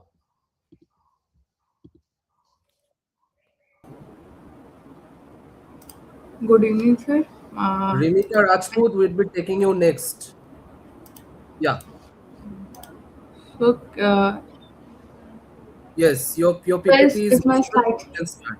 Yeah, you can start with your presentation. Good evening, sir. My topic is algorithm ownership and politics of creativity.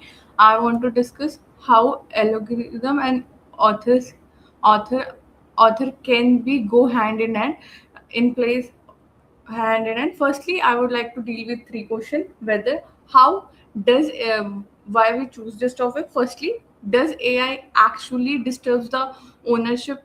Actually disturbs the longest humanistic view. Secondly, does Indian law has the potential to adopt AI without losing moral rights of human? And thirdly, how law can develop by accommodating new technology without sacrificing the role of humans. Through this, firstly, I would like to go with the philosophical background of authorship.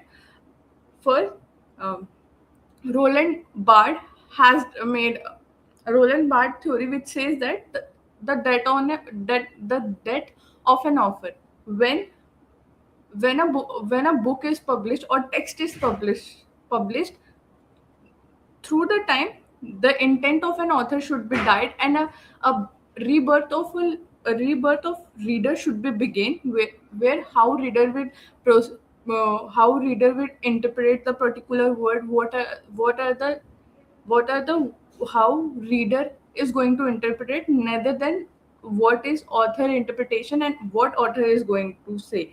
And this theory has came in 1967.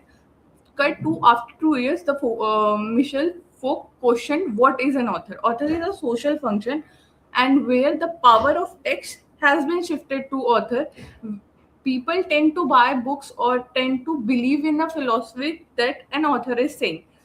And now it changes, shift the traditional philosophical complexity to an AI complexity where author functions required human, and the question rises: does AI can replace the role or fulfill the role of author?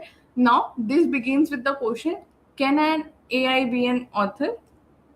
Where uh, according to my viewpoint or the my research where I'm based from, this says three things. Lack of conscience, and artificial intelligence never go from intent deep life experiments where he can characterize how human creativity process and how a particular human sees things, probability and creativity. AI may be a good, perfect at technical thing. It writes very perfectly, but to understand what is created, human experience are needed. Derivative nature. When AI puts an text or a content, it is actually regenerated from the text presented all over the internet. It see through the thing and present it over it. And now through this I understand that that AI can never be an author, but AI can be a tool for an author. And how author can be used. Three things: evolution of truth. Firstly, from the starting, where the Copyright Act actually says that that author can use software, sophisticated technology, where creative tools can be help the author in generating images, creating things. And then the second come human loop. In every situation where humans start taking the things and creative practicality. And third, the spectrums. Now, firstly, in 19th centuries, there has been a purely human content or human authorship. Now it has been changed to human and machine collaboration. It's not about who is an author, how we use AI as a tool to generate effectively and efficiently. Now, uh, moving to a topic where I would like to show how AI is a tool. AI is a better tool, but not a author, and cannot be an author. Firstly, the the first content was written by an AI. It is way more genetic, and when AI writes an article or a content, it usually writes in a generic way, more neutralic way, neutral sentence, and uses am dashes. Now there is a difference between am dash and hyphen. Hyphen was more technically used by a human, because to use M dash, they needs to use three keyboard functionality to create an M dash, which makes it more difficult uh, to understand human. And by seeing AI generated word, it actually shows very generative work. And when we come to a second or third, and third one was from the author called Prajakta Kohli. She used AI through which helped her in not in writing, for formatting, editing, and certain things. And use and we when an author use AI as a tool, it become better or fantastic job, because it brings efficiency in a job and creates human labor. Participants, you can move to the recommendations and suggestions. At last, I would like to go with two things. Indian law has already has taken a hybrid approach, where the law says that AI generated works can be work when they are used for high phrase, not to misuse, child abuse, defect or something. And when we come to a comparative study of UK and US, United States has already made it clear that they need human authorship requirement. They have not put in an AI an option. When we come to United Kingdom nations, they have made any arrangement which is made by an author, any arrangement which has been created, that work will held liable in case of UK. And EU has made three main sufficient. Firstly, high risk level, low risk level. Is this AI work is acceptable? That. And at last, I would like to say, we don't have to eliminate AI completely, when we can work with AI. And through the India's hybrid model, which was came in 20 Feb 2026, where the synthetic generative content has been legalized, and how it should be legalized, and what are the circumstances as given. So I would like to conclude my presentation by saying that India has taken an approach taken an approach of hybrid technology. Thank you. Okay, thank you, participant. I don't have any question for you. Thank you, sir. Okay, now calling again Rimika Rajput. Yes, sir. Sir, am I audible? Yes, both of you are audible. Like, you can just proceed with your presentation. Yes, Your sure, sir. PPT are not visible. Sure, sure. Yes, sir. Just give us a second, sir.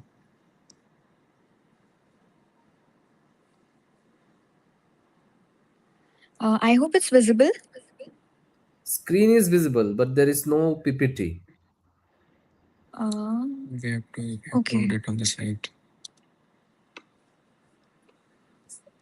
Okay, just give us a second.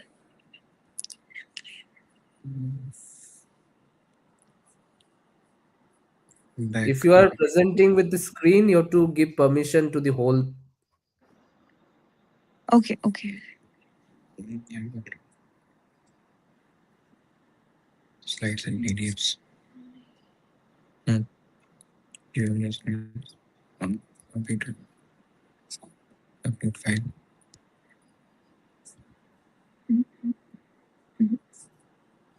So sorry for interruption, sir. Can we please take 2 minutes so that we just upload the file here?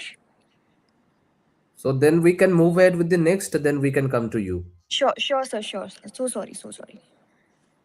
Okay.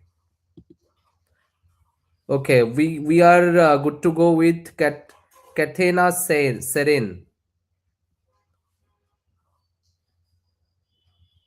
Your participant? Hello, am I visible? Yes. Yeah, you are visible and audible. You can share your PPT.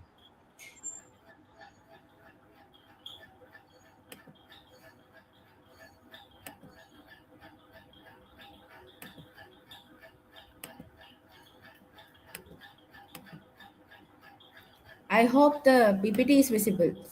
Is it? Hello? Yeah, it's visible. You can start your Okay. presentation. Good afternoon, everyone. The topic for today's presentation is the relevance of copyright and intellectual property in the protection of literary works. So, first of all, I would like to introduce myself. I am Kirtana Sarin, second year law student, and I'm also an author of 2 books. So, first of all, what is intellectual property? Basically, it is the creations of mind, such as inventions, literary or artistic works, designs, symbols, names, and images used in commerce. So, the purpose lies in granting legal and monopoly rights to creators to protect their work and gain economic benefits, prevent plagiarism and misuse. So, types of IPR which we are familiar with are patents, copyrights, trademarks, GI, designs, etc. So the importance lies in encouraging creativity, innovation, and economic development. And in the case of legal frameworks, there are a lot of international agreements like TRIPS and organizations such as WIPO, and some of the Indian laws related to the IP are Copyright Act 1957, Patent Act, Trademark Act, Designs Act, and Geographical Indication Act. So, according to Indian context, intellectual property law is one of the most versatile law because it covers traditional and modern works such as book, music, art, films, and modern works such as software, database, broadcast, etc. So the main objective is to balance authors' right with public access for fair use, and the types of works which include original and derivative works and which is governed by Copyright Act 1957. So, according to Section 14, which gives the author the right to reproduce, distribute, translate, and adopt, and Section 14 clause C mentions about the artistic works such as 2D, 3D, reproduction, digital storage, etc., which ensures the protection of authors' rights. And talking about authors' rights, which is mentioned in Copyright Act, first of all, we had a presumption that author is someone who writes something related to literary works, but it is not completely correct.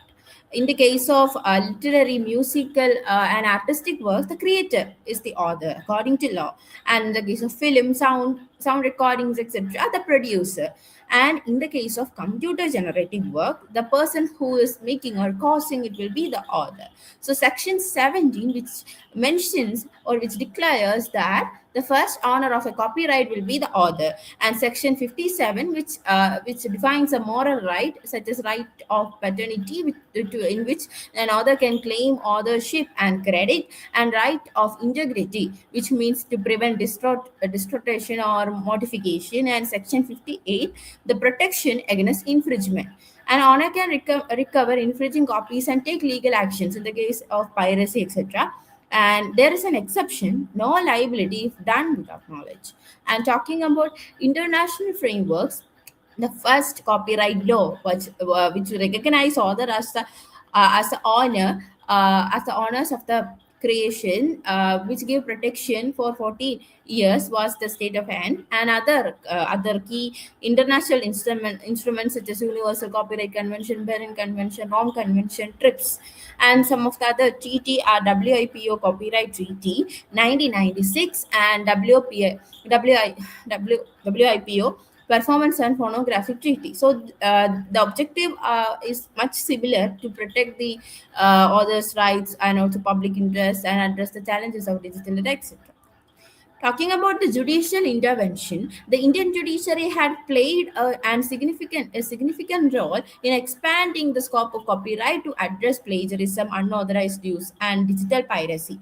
In the case of R.J. Anand versus Deluxe Film, it is considered as one of the landmark judgment related to this context. So the Supreme Court observed that no copyright in ideas, no copyright is given in the case of ideas, and in the case of Eastern Book Company case, the Supreme Court um, decided that editorial input such as head notes, formatting can also be considered as and also protected under Copyright Act, and which rejected the sweat of the bro doctrine. And in the case of Indian Express newspaper versus Jagmohan Mundara case, no copyright. In fact, especially in the case of real life incidents, there is no copyright protection according to law.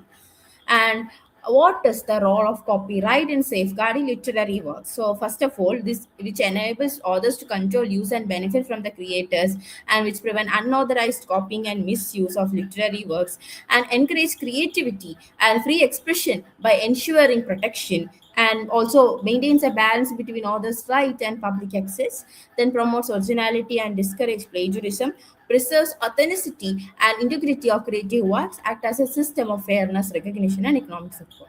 So basically, this is a comparative analysis of UK and US. Basically, in the case of UK, the act there is the registration is required, while I mean in USA the registration is required, but not in UK. And there are some similarities like fair use and fair dealing in both the countries. And talking about the challenges in the digital era, first of all, shift from traditional writing to digital platform such as laptops and internet. Now it can be easily copied and shared globally, and which can be also distributed. And the rise of piracy and plagiarism, which will result in loss of revenue and also degradation of authors' right. Then difficulty in monitoring and proving infringing online, and also the line between inspiration and copy is there is a huge gap, and also emerging issues with AI generated and modified content, cross border enforcement challenges due to different laws, need for stronger and adaptive. Participants move to the solutions and recommendations. Yeah. Okay, sir. So, my recommendation related to this context is, first of all, the requirement to update and strengthen the copyright laws to address digital challenges such as online piracy and AI generated contents.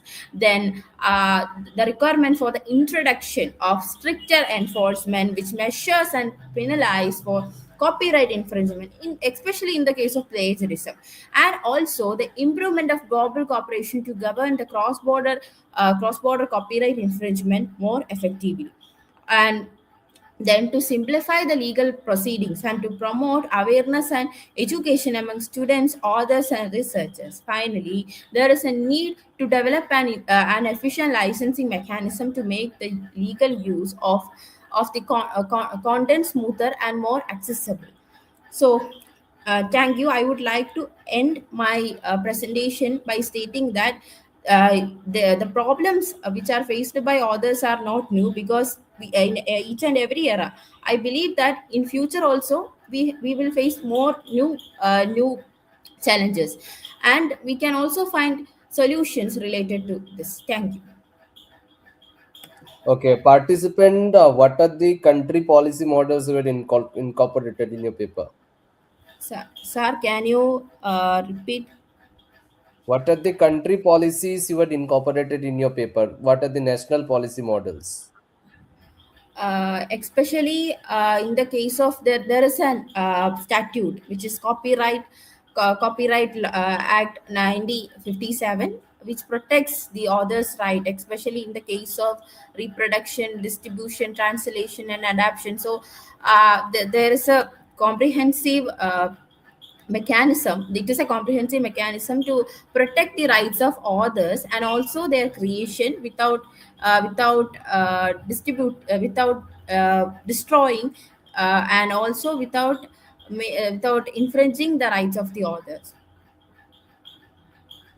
Okay, try to incorporate some of the international policy models, like you can incorporate US, UK, and even the Germany's copyright acts in order to come up with a comparative study. Your paper lacks the comparative study. Here, the comparative study is required. That's the suggestion. Thank you. All right, yeah. Now we can move with Rimika Rajput.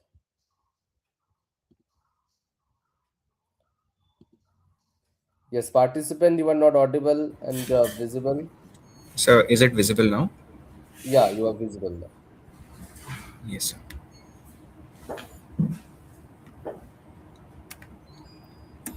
Yes, sir. So I am presenting on the intellectual property protection in the metaverse, rethinking the legal framework. So let me begin with one number, that is the 936 billion, the projected size of the metaverse economy by 2030. This shows one thing clearly: a massive digital economy is emerging, but the legal framework protecting creators are not keeping pace. That is the gap this research addresses.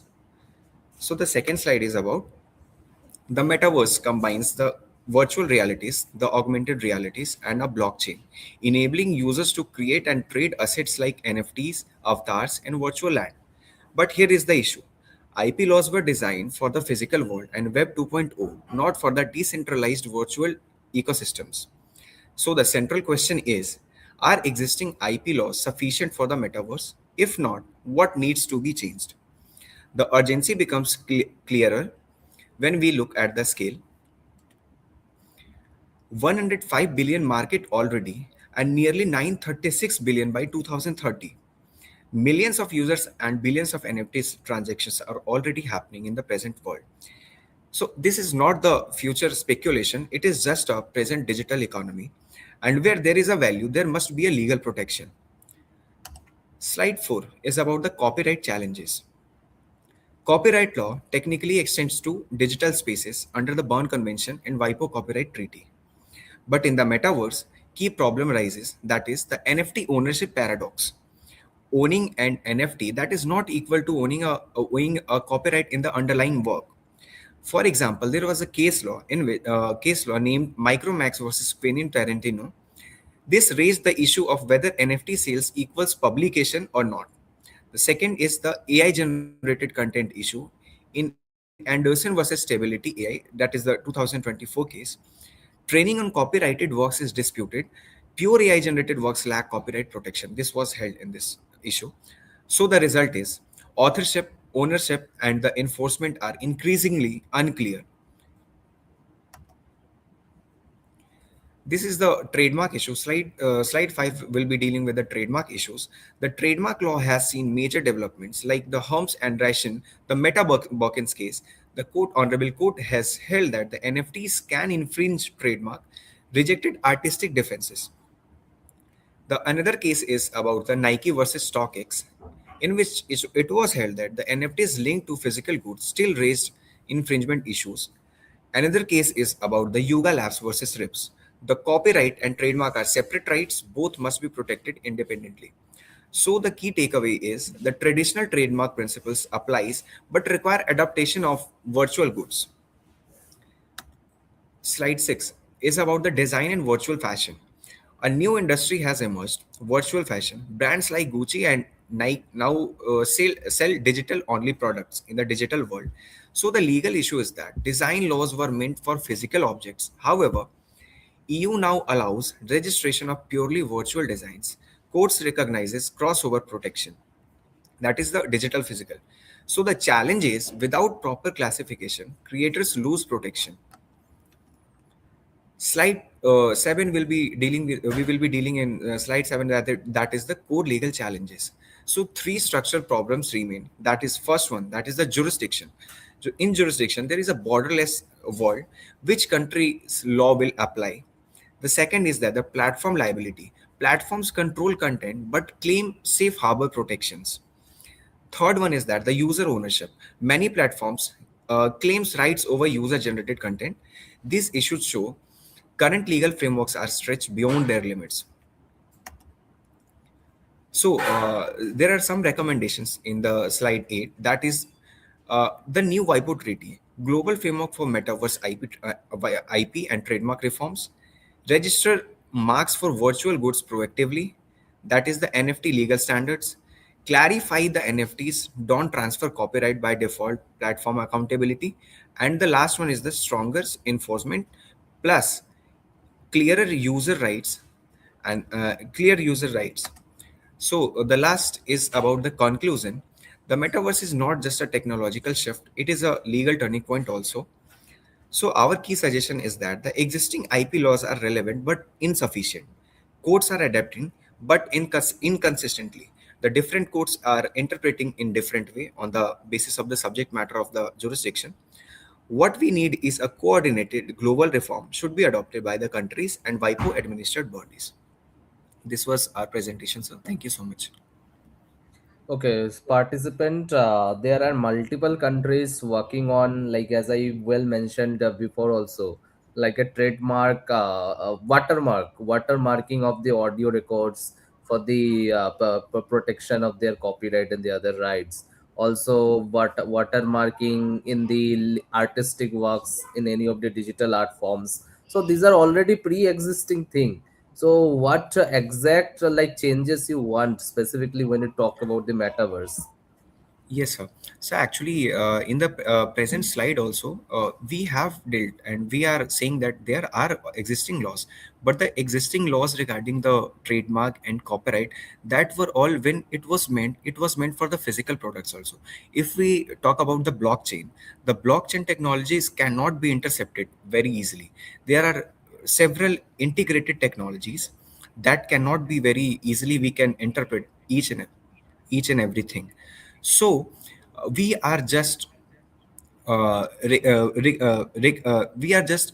the recommendations that a new WIPO treaty, or even if the present WIPO treaty is also available, then the global framework for metaverse IP must be adopted to for the trademark reforms.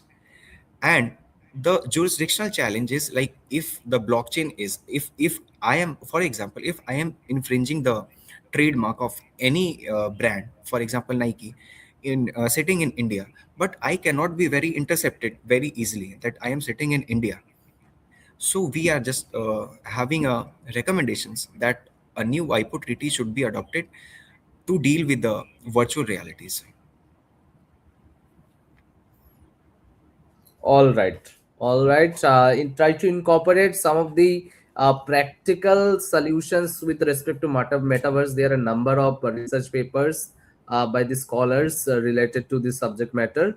Try to Yes, sir. incorporate the like statistics and also the technical datas, like how these things can be incorporated on a practical world. Yes, sir. We have adopted in our research paper, in the paper we have submitted. It is there in the paper. All right. Thank you for your presentations. Thank you, sir. Thank you so much.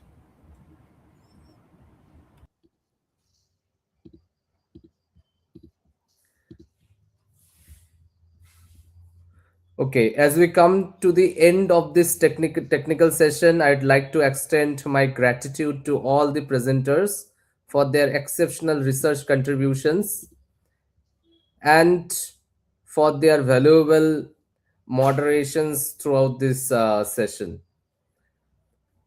So the work of these presenters has enriched the dialogue on the literature as a medium of resistance and as a tool for advancing rights and justice. I also would like to thank our managers from the backend and all the attendees for your active engagements and thoughtful discussions. With this, we conclude the technical session of Second Global Conference on Literature Rights and Resistance 2026. We look forward to your continued participations in the upcoming sessions. Thank you once again and have a wonderful day ahead.